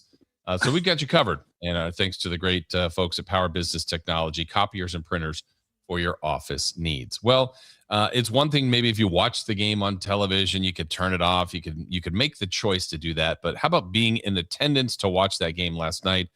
He was been here the whole time through this NBA Summer League so far. We welcome in the voice, the legend of the Sacramento Kings, longtime voice, the G-Man, Gary Gerald. G-Man, good morning. Good morning, Jason. Yeah, you couldn't turn that one off yesterday, though you probably wanted to walk out of that one. That was a tough watch, wasn't it? Boy, King scored the first bucket, and that was it. That was the highlight of the night. It was woof. That was tough. Yeah. And, the thing, I think that in kind of reflecting back on what we watched last night, the thing that disappointed me the most was the fact that in the 3 games that we saw at Golden One Center in the California Classic, in each one of those games, the Kings got themselves in a bit of a hole. And we saw their resilience, and they came back. And we didn't get a sniff of that last night. And to me, I think that was the most disappointing aspect. That was just a thorough old-fashioned whooping. And yeah, what do you expect when you shoot under 50% from the free throw line and you make 28 turnovers? You're not going to win. It's just plain and simple. Yeah, and the turnovers, I mean, I don't recall that. I mean, you're going to get some of that, just summer league, different personnel gathered, but I don't remember it. It was the volume of it. And to G-Man, there were portions where it looked like the Kings just couldn't even function properly. And that's what made it just so crushing to watch, because it's like, what are these guys doing out here? That's kind of the look it had. Yeah, I thought that, I give a lot of credit to Dutch Gately and the Brooklyn Nets. I thought they did a terrific job. They were ready. They came out. They're a young, lengthy team. They've got a lot of talent, and they looked like they wanted it. And I mean, they gave the Kings fits defensively. And I felt bad for Max Renaud. He couldn't find his stride after a really strong first game when he comes back from France. And I think he ended up with 7 of those 28 turnovers went to his unfortunate credit. And I don't know, the plan initially was that he'd probably play a couple of games. I don't know if we're going to see Max in the 2 remaining games to be played here in Vegas by the Kings or not. But I'm sure if he doesn't get the chance, what a bitter pill to swallow and to take with you through the rest of the summer leading up to training camp in late September. Yeah, because he had been playing well by all indications in the French national team. He did have that good first game that you mentioned, and you could see, just physically, I don't know what you think, G-Man, but he just looks, he's already put together. He's a big guy, but I feel like he's new season and optimism prevails. And there's nothing wrong with being optimistic. I love that. And thank goodness, Kings fans have shown how optimistic they can be and continue to be. But the reality of what we saw yesterday was pretty stark and pretty grim. And you hope it's just a one-off scenario. And I give Chris Darnell a lot of credit. He pulled no punches. You had the interview with him a bit earlier, and he talked about the fact that, this is on me, and I didn't have them ready. And clearly they were a step behind the whole way. Mm-hmm. But Dutch Gately and the Brooklyn Nets did a great job. They've got some young talent that intrigue me, and guys that got tons of playing time last year, and they showed it. And then I think that makes it all the more dramatic when you look at the Kings' second-year players who basically had a really tough outing yesterday here in Vegas. Talking with the great G-Man Gary Gerald here live from Las Vegas. G-Man, obviously most of the eyes of people around the league, but Kings organization are on Darius Acuff, their highest draft pick. And he certainly has shown a unique ability to get to the basket. And that's been good and bad. We've seen some great finishes where you see, okay, I see what could potentially be great here. But times where he is chased down or blocked from behind or contested and can't get through. Again, in fairness, he's just starting here in the NBA. He's going to have a long ramp and runway. But just early elements, early impressions of some traits that will translate, some maybe even some concerns that might be out there with him. Well, his ability, his burst of acceleration when he's attacking the basket, as the coaches like to say, getting downhill. I've been impressed with that. And the fact that he has this instinct of finding teammates, no-look passes on those attacks of the basket, those are things that are really encouraging. And I know that from everything that I've read and heard from other people, nobody's concerned about his ability to score the basket. The concern is going to be, how does he adapt defensively? And that's something that is not easily acquired in the NBA, and things that sometimes you get away with at the collegiate level, even with the major programs, you don't get away with in the NBA. And so I think it's going to be fun to watch him evolve. I'm excited about him. I think he brings a great presence and a great bit of talent to the Kings organization. And I think he'll quickly become a fan favorite. He's very stoic in his demeanor, as we've already seen now in 5 games. But you just, he's got a little Keegan Murray, I think, in that sense in him. Yeah. It's hard to read, in terms of his emotions on the floor. Nothing wrong with that. he's a hard working guy. And I think that it's just ingrained in him that he is going to be a success in the NBA. How quickly he can achieve what he considers success will be one of the things that we'll be watching to see his growth and how quickly it comes along. There's a lot to like. There's no question in my mind with Darius Acuff Jr. So I'm curious to see if he'll be playing today. He played a lot of minutes last night. He's played in every game thus far. And some of the teams here in Vegas are already shutting down some of their marquee players because they don't want to risk injury or whatever. I'm sure that Darius would be saying, man, yeah, I want to get out there. I want to be better. I want to win after a couple of losses. So I'm anxious to see who's on the floor for this contest against the Celtics later today. Yeah, I want to pick up what you talked about, G-Man, about his demeanor. I'm looking at that as a strength for him in the early read on him because there's definitely a confidence in him. He's unflappable in a way of when he misses 3, 4, 5 shots or a bad play, it doesn't look like it phases him, which I think is good. The most emotion I heard out of him was, I think, after the first win here, his post game, I think I saw later on the ESPN or whatever feed was, he was really upset about his efficiency. But if that's, to me, I took that all as if that's the emotion he's getting, there's a drive there to be great. And I think you have to have it. You can have talent. All these guys have incredible talent, but you have to love basketball and have this commitment to keep working at this craft when you're good enough to get here, but are you good enough to stay here and make an impact long term? And I think you have to have that in your DNA. Again, it may be too far of a leap, but I like that demeanor in him. I think that can carry him a long way. What do you think about that? Well, I think you're absolutely right. And while you were mentioning that, I'm thinking about when you look at the great players over the years in the NBA, if it, you go back to Larry Bird, you go to well, I mean, just name any of it. If it's Michael Jordan, if it's LeBron James, if it's Kobe Bryant, one thing that always defines greatness in the NBA is this ability to motivate yourself, never be satisfied, and the drive to get better. And I've seen a lot of those traits. And I'm not trying to compare Darius Acuff Jr. to the great names in the NBA. Let's be clear about that. But in terms of his demeanor, I see that type of a mental toughness and a desire to want to be better. He was brutally hard on himself after one of those games. You're talking about his inefficiency. And you mentioned that. And you like that. That's what you want to see, that kind of fire, that kind of drive and determination.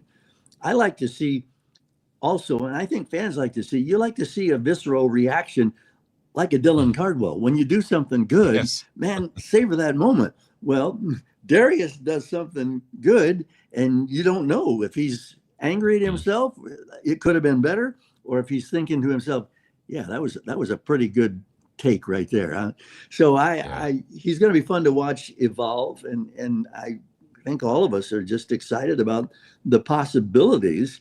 And we have to keep in mind the reality. It's a process, and it's a lengthy process. And overnight successes, unless you're Victor Wembanyama, they're hard to come by in the NBA.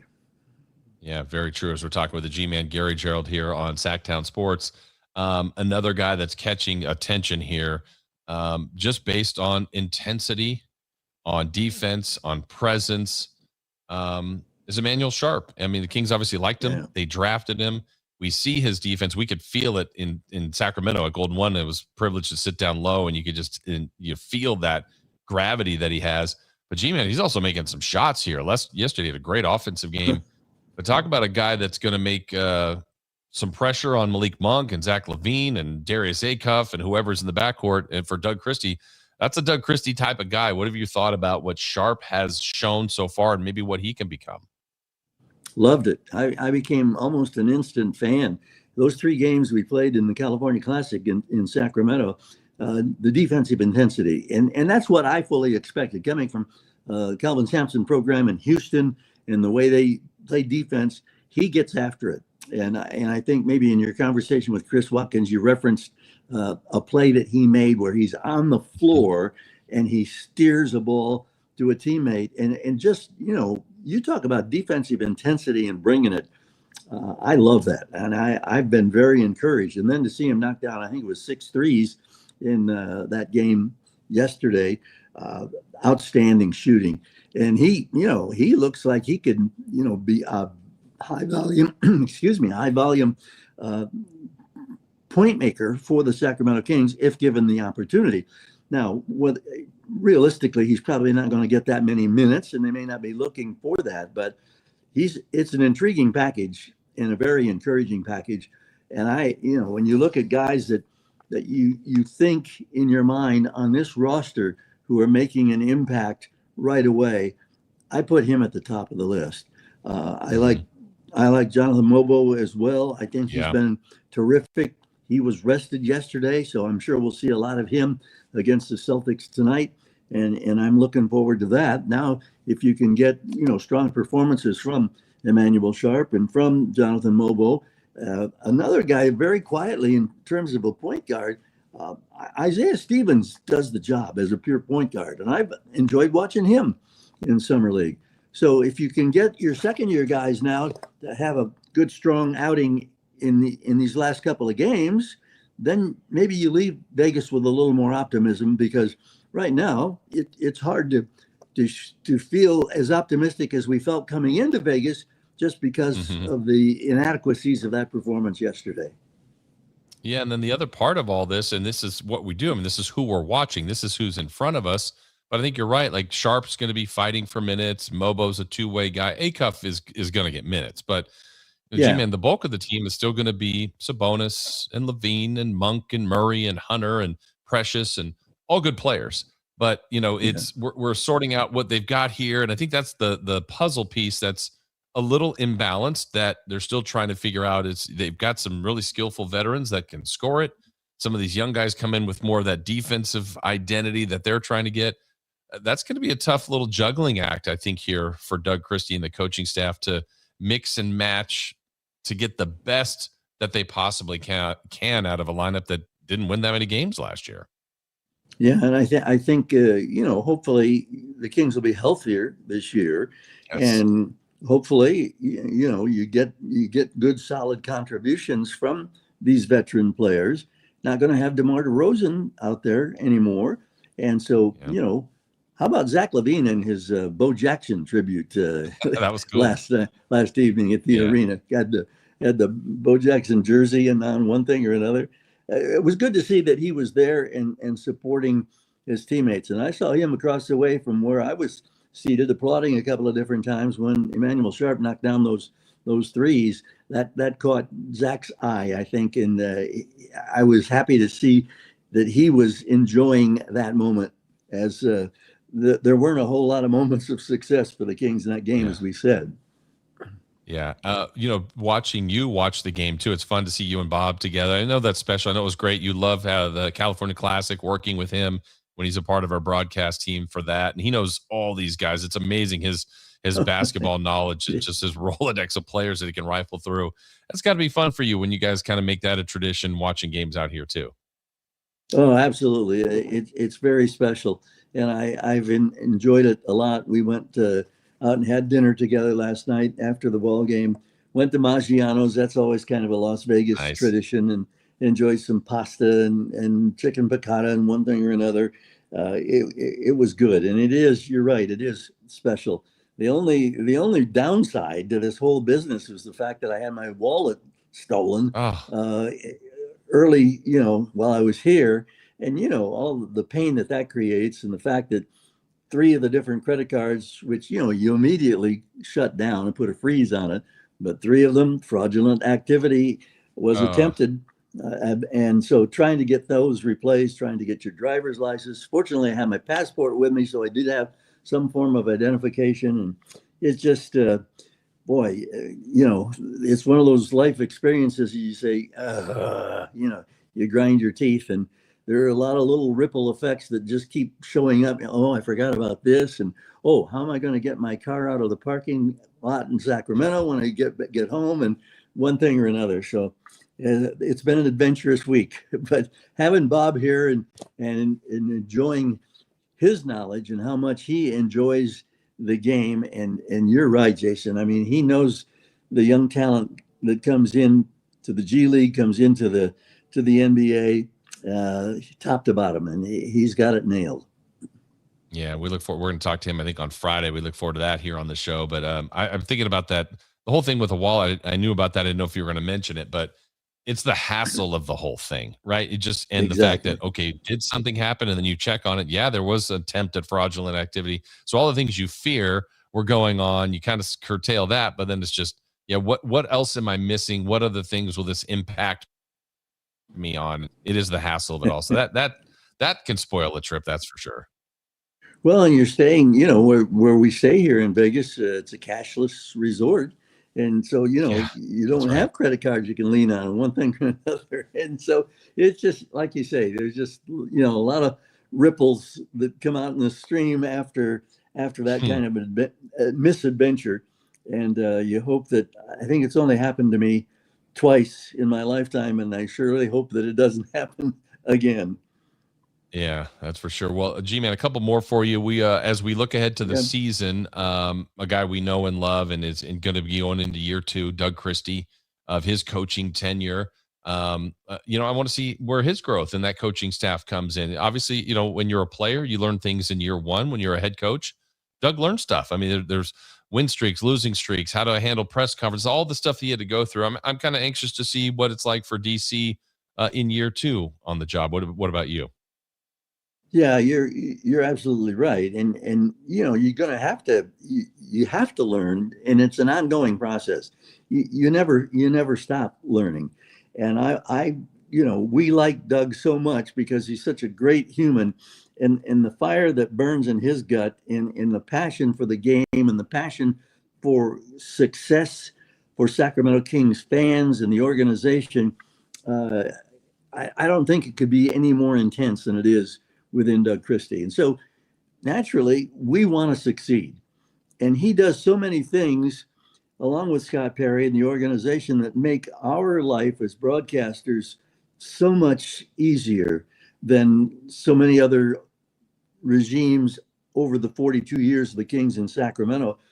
And you want him to have success.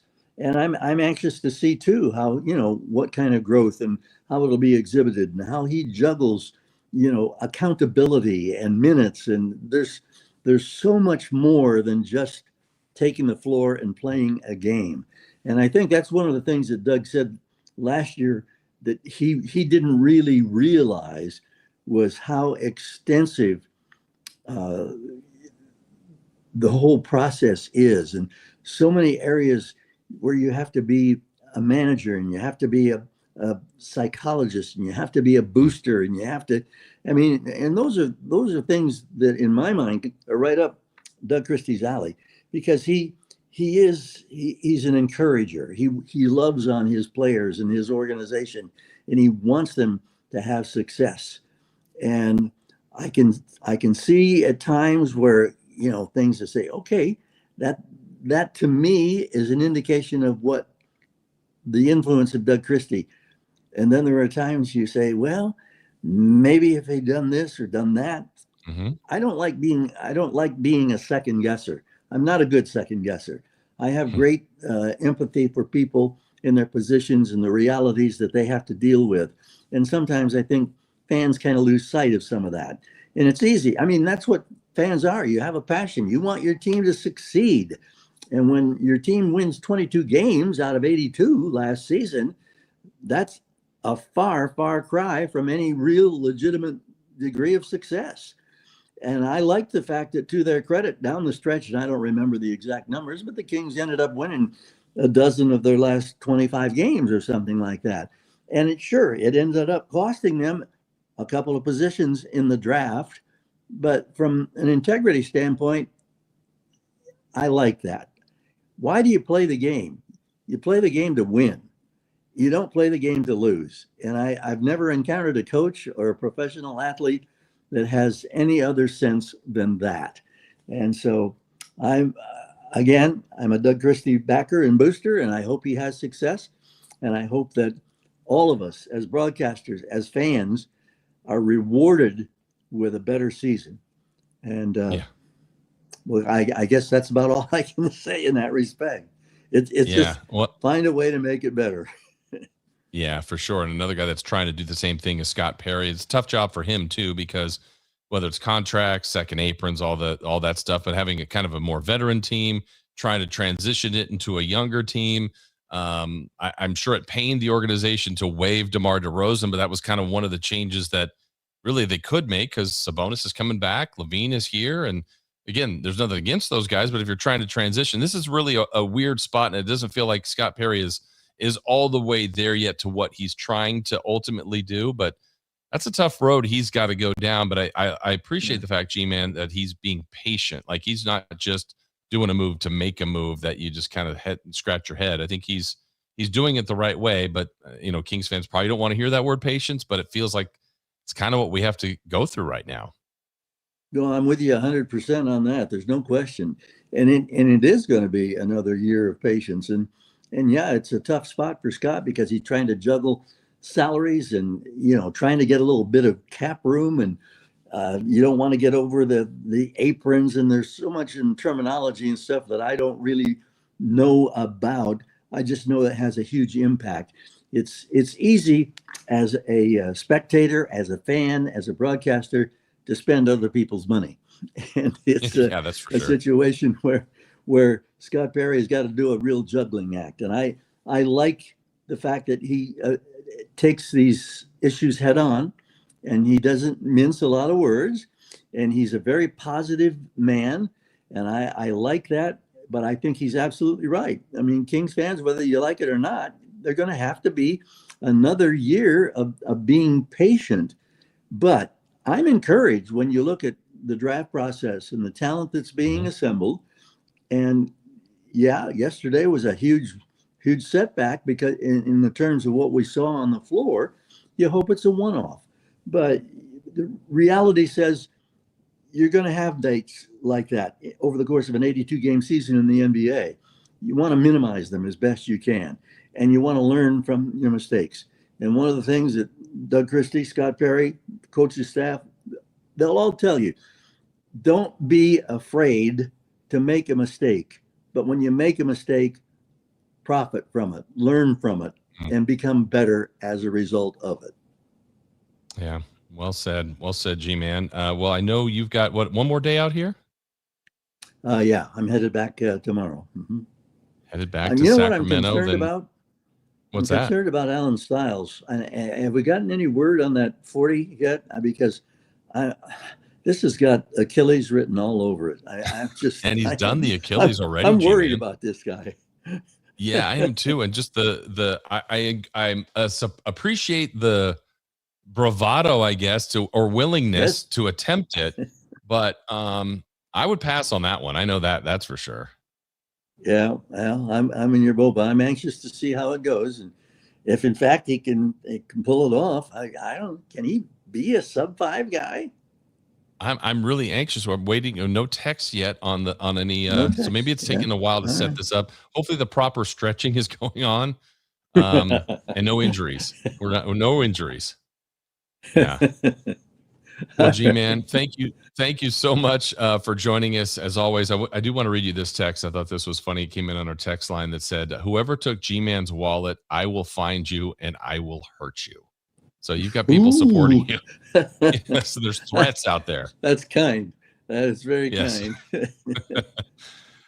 Well, safe journeys back home. Enjoy the rest of your time in Vegas. Look forward to hopefully seeing you out on a golf course soon. And then the season, we always say it'll be here before you know it. And season, 42 coming up. Yep. Looking forward to it as always. And just thanks that I'm blessed with the opportunity and people like you who help make my life so much easier as a broadcaster. And you're the best, Jay Ross. That's all there is to it. Well, it's a blessing to be with you, G-Man, each and every day. We love it. And best of luck. Thank you for joining us, and we'll talk to you soon. You bet. All right. That's the G-Man, the great G-Man. I mean, what a treasure. Always great working with him, getting to know him, being a friend of his family. They're just wonderful, wonderful, wonderful people. People always like, is G-Man as great as he? Yes, and yes. Greater. I mean, it's the best. Absolutely the best. At his job as just a person. Everybody loves the G-Man. Just just fabulous. And like, it just hurts your soul that someone took his wallet. Come on now. I know that happens, but what are we doing? I agree with the texter. Whoever stole G-Man's wallet, I'm going to find you and I'm going to hurt you. Yep. Sacramento's got your back, G-Man. That's for sure. It's just a hassle. I hate those things. That's it. Like if your car, whatever the issue is, a flat tire, your car gets broken into, you lose your wallet. Like it's the hassle part of it. It stinks. And I don't like those things. And I don't like G-Man has to go through that, but he will and handle it like a champ, like he always does. All right. Still to come. Crosstalk with Matt and Kayla and celebrity birthdays. Hopefully we get an update from the Sack Shack on a 40 time. And we still have more to get to. We will have an update on the 40 time. This is a tease. That is coming your way next. The end result went against the Kings in a major way, but rookie guard Emmanuel Sharp once again made the most of his summer league opportunities. After another strong night from the floor, with exceptional effort on defense, has Scott Perry potentially found another steal in the second round of the draft? Your exclusive home for Kings basketball. Sactown Sports 1140. Meet Lee Platts, a renter whose possessions fill not only her apartment, but also the darkest corners of a mini storage unit. A land of both truth and fiction. Truth, everything inside is protected by Progressive. Fiction, one day Lee will fit into her clothes from senior year of high school.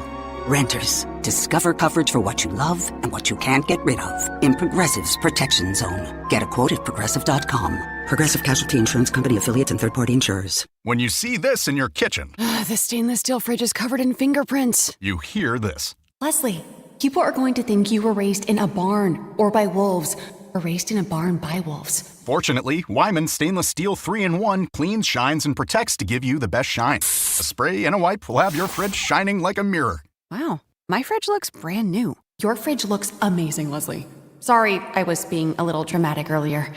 Your kitchen says a lot about you. Let it brag with Wyman. If you have unfiled taxes or are in debt to the IRS, this is important news. Did you know the IRS has programs specifically designed to help people struggling with tax debt? Powerful tax assistance programs that can save you thousands if you qualify. No one knows these programs better than the experts at Optima Tax Relief, America's most trusted tax resolution firm, A-rated by the Better Business Bureau. Their award-winning tax attorneys and licensed professionals have resolved over $3 billion of tax debt for their clients. One call to Optima can start the process, helping to put an end to your worries about wage garnishment, asset seizure, and other aggressive IRS actions. Find the best options to solve your tax problems. Call the experts at Optima Tax Relief today for a free consultation. Call 800-375-2922. 800-375-2922. 800-375-2922. Optima Tax Relief.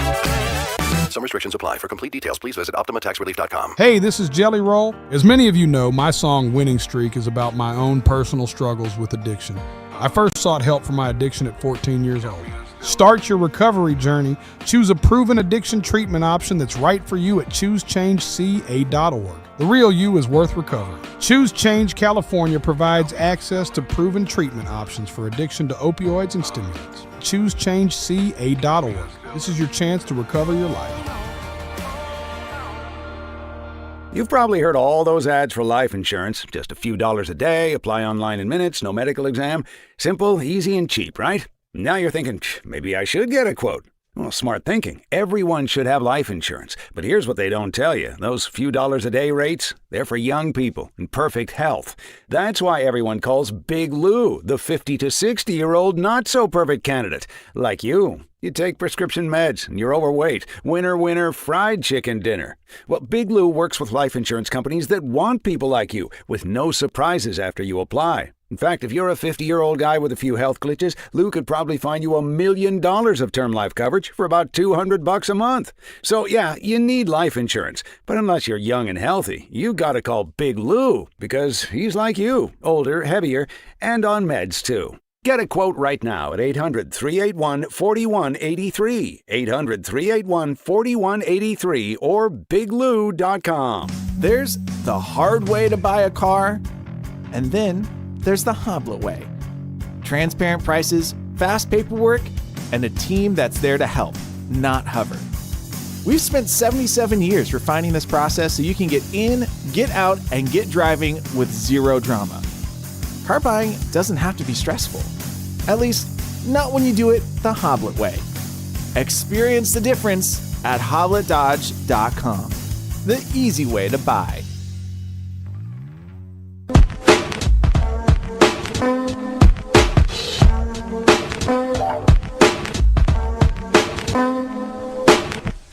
Live from Las Vegas for NBA Summer League, presented by Power Business Technology. Here's Carmichael Dave and Jason Ross.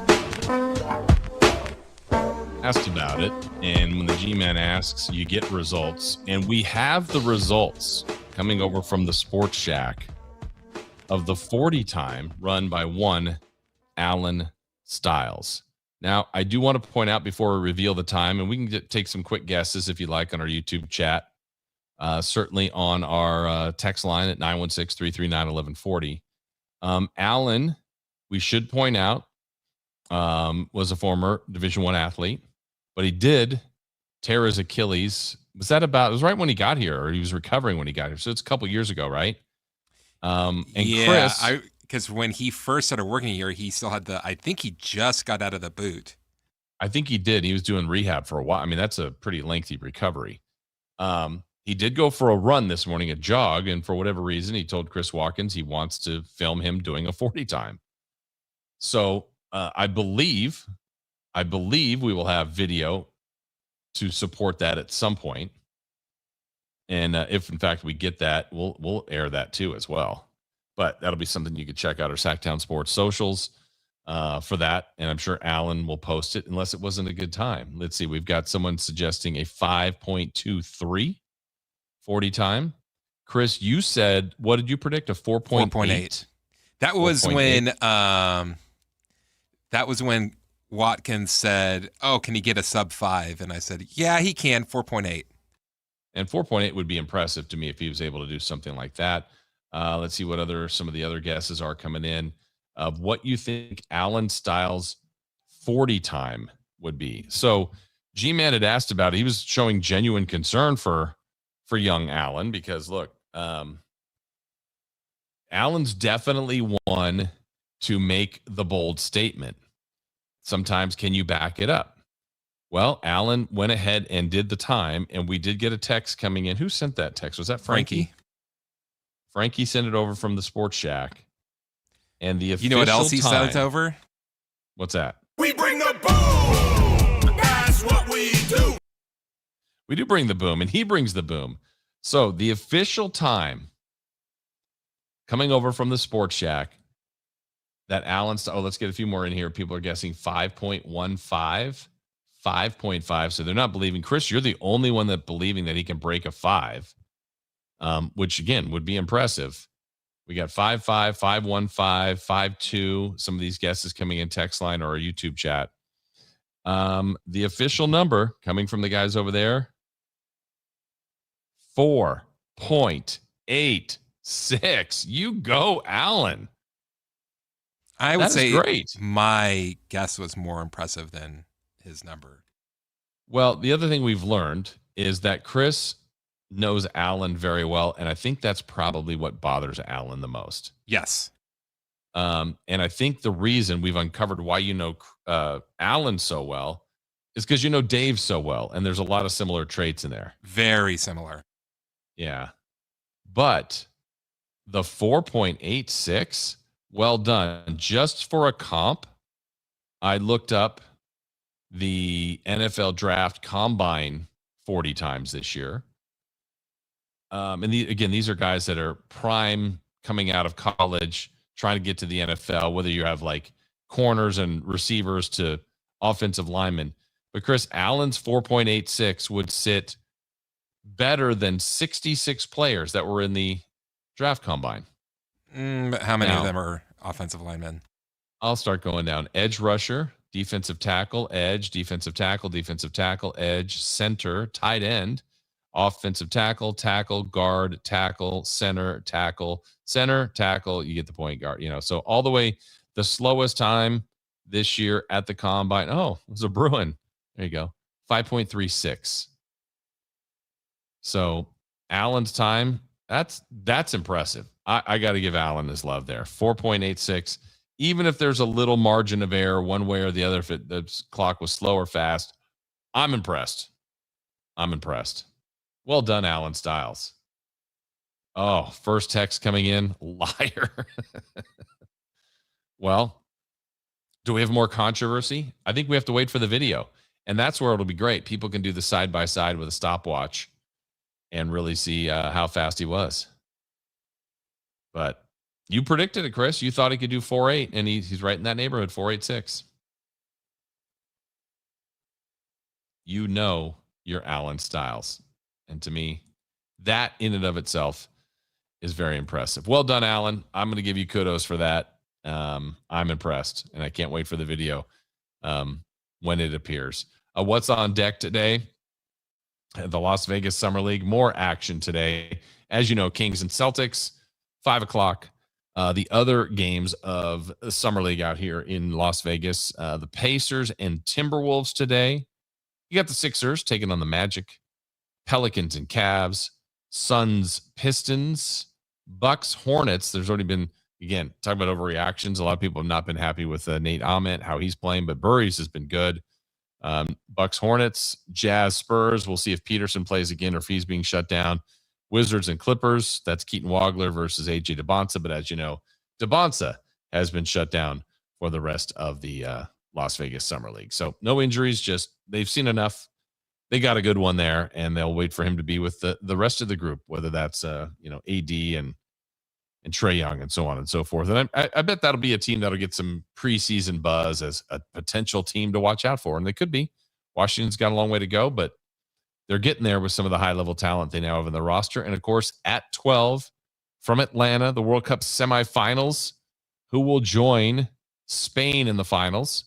It'll either be England or Argentina. And, again, they start in about 2.5 hours there from Atlanta. So that's what's on deck. Baseball still has a couple more days off before the rest of the league really gets back in action. But it's basketball time still with Summer League, even though with yesterday's loss, the Kings officially eliminated from getting back to any kind of that Final Four or the championship game that they got into last year and ultimately lost.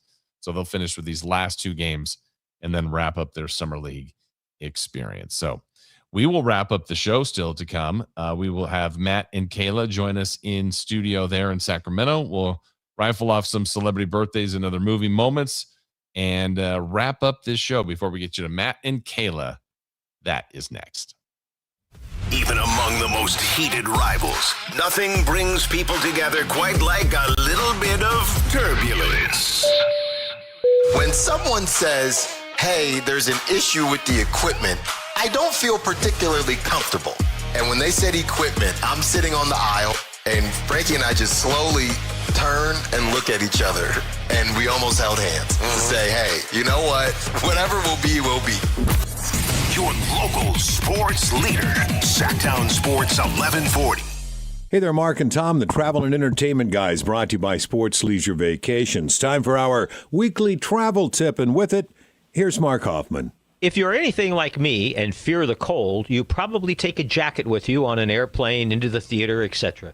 There's nothing worse than feeling like you're freezing to death for several hours. Someone smarter than I has figured out what the coldest spot on the airplane is. And no, it's not the very first row in first class, although during the winter, in the wrong city, it can be pretty cold up there during boarding. The coldest place on the plane is our, drum roll, the window seats in the exit rows.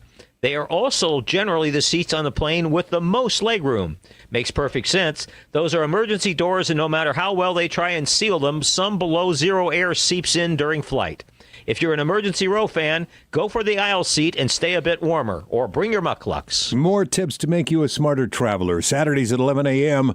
right here on Sactown Sports 1140. From the FIFA World Cup to competitive business environments, grand ambitions lead to game-changing achievements. At Bank of America, we're there to support businesses at every step, providing insights and expertise to help you gain an edge. He shoots, he scores. What would you like the power to do? Explore winning business solutions at BofA.com/gamechangers. Bank of America, official bank of the FIFA World Cup 2026. Are you having trouble hearing? Hearing loss can devastate the quality of your life. Now, there's an affordable fix for you or your loved one. Rated the best hearing aids of 2026 by Forbes Health, Audion Hearing has the highest quality hearing aids at the lowest prices, starting at just $98 a pair. I actually like them better than my old $5,000 hearing aid. I could not believe how my hearing and life changed. Join over 1 million happy customers by going to audionhearing.com. That's AUDIEN hearing.com. Awkward time to ask this, but hey, did you download the trail map? Yeah, no, I don't need to. I don't understand. You're trusting your signal out here? Well, I'm trusting T-Mobile. They have the best network. And if we end up in bum-tots nowhere, well, we've got T-Satellite for backup. Whoa, I don't trust my carrier that much. We'll just use your phone as a flashlight. With America's best network and T-Satellite, we're keeping you connected in places you never thought possible. And if you switch today, you get free phones for $0 down and only $25 a month per line for 4 lines. Find out more at T-Mobile.com or visit your local store.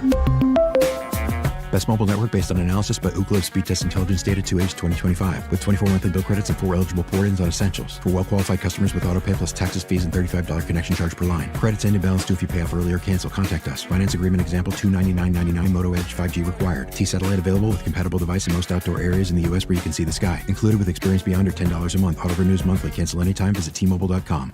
And we're live from the living room as Doug eyes up the matchday spread. He's reaching for the Buffalo wing. Perfect! Hang on, what's this? Oh, he's gone for a can of Pepsi too! Incredible! What a finish! Sensational combination! Look at the delight on his face. There's no doubt about it. It just tastes better. Match days deserve Pepsi. Food deserves Pepsi. Grab a pack of Pepsi Zero Sugar for today's match. It's poetry in motion. Indeed presents hires you can't afford to get wrong, like head administrator for a state-of-the-art surgical center. What can I do for you, Doc? We need to talk about the lights. Ah, the mood lighting, relaxing, right? Much better than those old hospital vibes. A hospital's supposed to have hospital vibes. You seem tense. Let's dim the lights a bit. This is your job for sponsored jobs. This is what happens when you don't sponsor your job on Indeed. Next time, get matched with quality candidates with Indeed sponsored jobs. Visit Indeed.com/hire now and sponsor your job today. Jake from State Farm. I just beat my running PR, so I'm celebrating with the Banana Bonanza smoothie. Hey, and you can keep celebrating when you create an affordable price just for you by bundling your home and auto with the State Farm Personal Price Plan. Go bananas. I will. Hey, make it a large. Bundling, just another way to save with the Personal Price Plan. Like a good neighbor, State Farm is there. Prices are based on rating plans that vary by state. Coverage options are selected by the customer. Availability, amount of discounts and savings, and eligibility vary by state. Live from Las Vegas for NBA Summer League, presented by Power Business Technology. It's time for the news of the day. The latest headlines, the biggest stories, hard-hitting analysis. Yeah, this is none of those things. And now, here's Carmichael Dave and Jason Ross.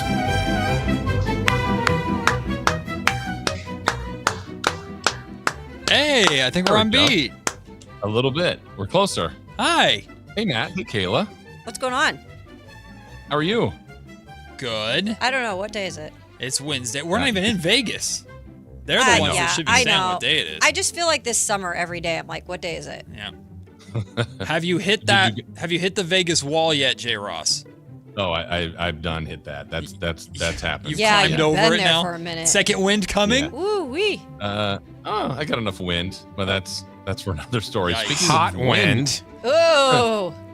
Did you guys hear the story of the blazing fast 40 time of Alan Stiles? No.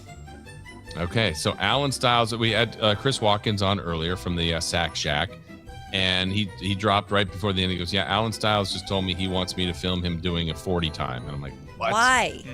Yeah, exactly. And I'm thinking this guy, was a D1 athlete before, still athletic and all that, but he tore his Achilles a couple years ago. We were doing predictions of times. Christopher Laud, who knows Alan so well, predicted a 4.8. I'm thinking that's kind of lofty. A bunch of our texters were 5.1, 5.2, all over the place over 5. Alan, according to Frankie and others over there, and we'll see if the video backs it up. Ran a 4.86. Where at? Where were they running it? I don't know. The streets of Vegas. Who knows where they were? That We have to get the. that concerns me, because what if he did re-injure himself and then the rest I of know. the time he's on crutches? That would have been great content. You know what the other part of the content would be? Would we really know? What if it was 34 yards? You know what I mean? I was going to say, do we have a full I don't know. official measurement We want here? it measured out. Yeah. Well, we'll see. I mean, allegedly there would be a video to follow. So either way, I'm impressed. I'm going to give it to him. I think that's impressive. Yeah. Yeah, I mean, especially dealing with an Achilles injury a couple years ago. Quick on the radio and quick on the wherever he ran. And quick to get off set real quick. Yeah, quick when he stays. Crosstalk. Yeah. You guys stirred that up yesterday. What do we mean we did? We were having your back. Don't put that on us. We were defending your honor. Oh, I appreciate that. And I guess it was Chris that stirred it I up. will say that Matt and Kayla backed up right as it was getting pretty spicy. Hey, listen, They let him breathe. The prosecution was on, and we became the jury. We just enjoyed. It became very real. For the record, you guys, they did invite me to go to dinner yesterday. Did you go? No, it just didn't work out time-wise, but they did, which is very nice. Well, that's nice. Yeah. I'm glad they did that. Yeah. Where were they going yesterday? Do you remember? I think they went to a burger spot, Bobby Flay, maybe. Oh, that's right. That's right. Sounds like a chain restaurant. Is that a chain too? I guess so. Bobby Flay. I don't know.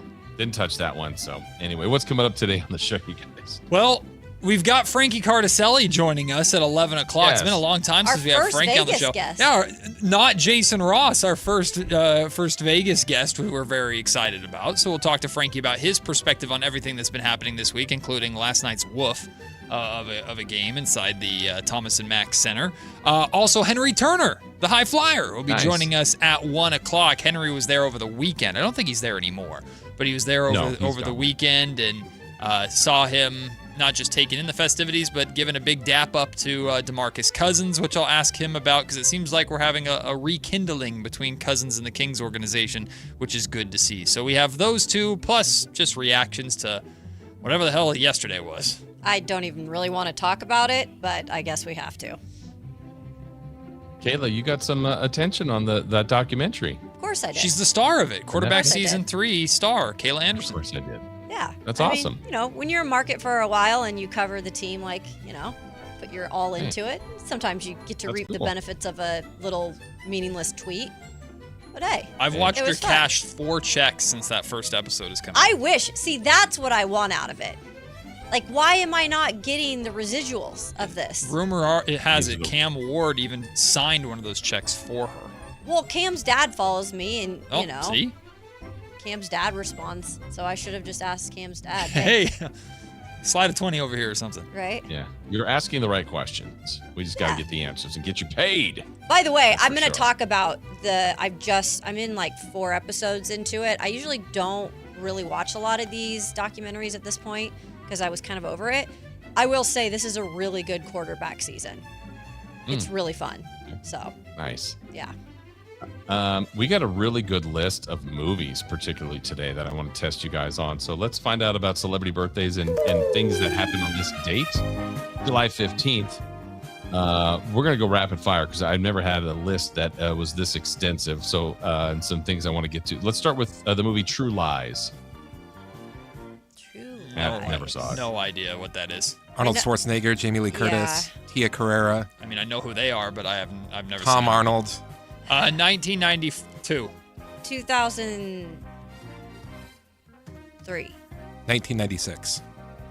A tie between Matt and Chris, Wow. 1994. Ooh, wow. That is old. How about Die Hard? Know that Oh, one. the Christmas movie? Yeah, that came out in July. Die Hard. Yeah. I don't know any of these. 1985. 1982. 1987. Chris is close as 1988. How about the show Stranger Things? Yeah. That was like 2015. Well, that can't be because it just ended this year. So It couldn't have been 11 years ago that it started. There's only 4 seasons. I sense sarcasm. Jeez Louise. I'll say 2014. 2016. We have a correct answer. Goes to Christopher Law, 2016. How about Angels in the Outfield? Oh, great movie. One of my favorite movies growing up. Great movie. I love that movie. What's his name? McConaughey's in it. Matthew? Yep. Matthew McConaughey. Yeah. What's his name? The guy from all the movies. Kevin Costner? No, not him. Gordon Levitt. Yeah. Joseph Gordon-Levitt. Joseph Gordon-Levitt. Adrian Brody. Yeah. It wasn't until I was older that I realized they make the A's look dumb in that movie, and then I didn't like it anymore. Angels in the Outfield is 1982. Jesus. Is it What? way too old? 1996. I'm trying to think if it was pre or post Rookie of the Year, or same year as Rookie of the Year. I'm way off. I'm gonna say it's a 90s movie, isn't 1993. 1994. 1993. Good. 1994. Good adjustment. 1994. Correct answer. How about Something About Mary? What about her? Something about her. 98. 99. I have no idea what this is. Chris and Kayla are correct. It came out in 1998. Yeah. Chris and Kayla are Cameron correct. Diaz. It came out in 1998. Wedding Crashers. Ooh. Oh, I love the Classic. Crashers. Wedding Crashers 2004. Sure. 2004. I think they're right. I think it's 2004. 2005. You're all Ah, dang it. And how about the song that I'm sure Matt danced to? Whoop 'em Gangnam Style. Oh, that's geez 2012. You're very confident. I was of like, that. wait a second. It's the same year that I graduated. Okay, high school. Are you guys that 2012. It confident? is. 2012. I think it's 20. Three people are going with 2012. You're trusting Matt? Well, good instincts. He is exactly right. 2012. Same time as Happy Harlem Shake. Happy birthday to Dame Lillard. Ah, Dame. Dame is 35. 36. 37.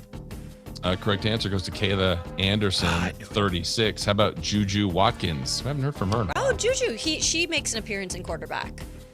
She does? Yeah, she's Jaden Daniels' friend. Oh. She 20? Really? I don't know. I'm gonna say 20. I'm gonna say 23. 21. Chris Verlotta is correct, 21. Okay. How about Barry Melrose? Oh wow. God, I do like You know Barry, that NHL analyst. Oh.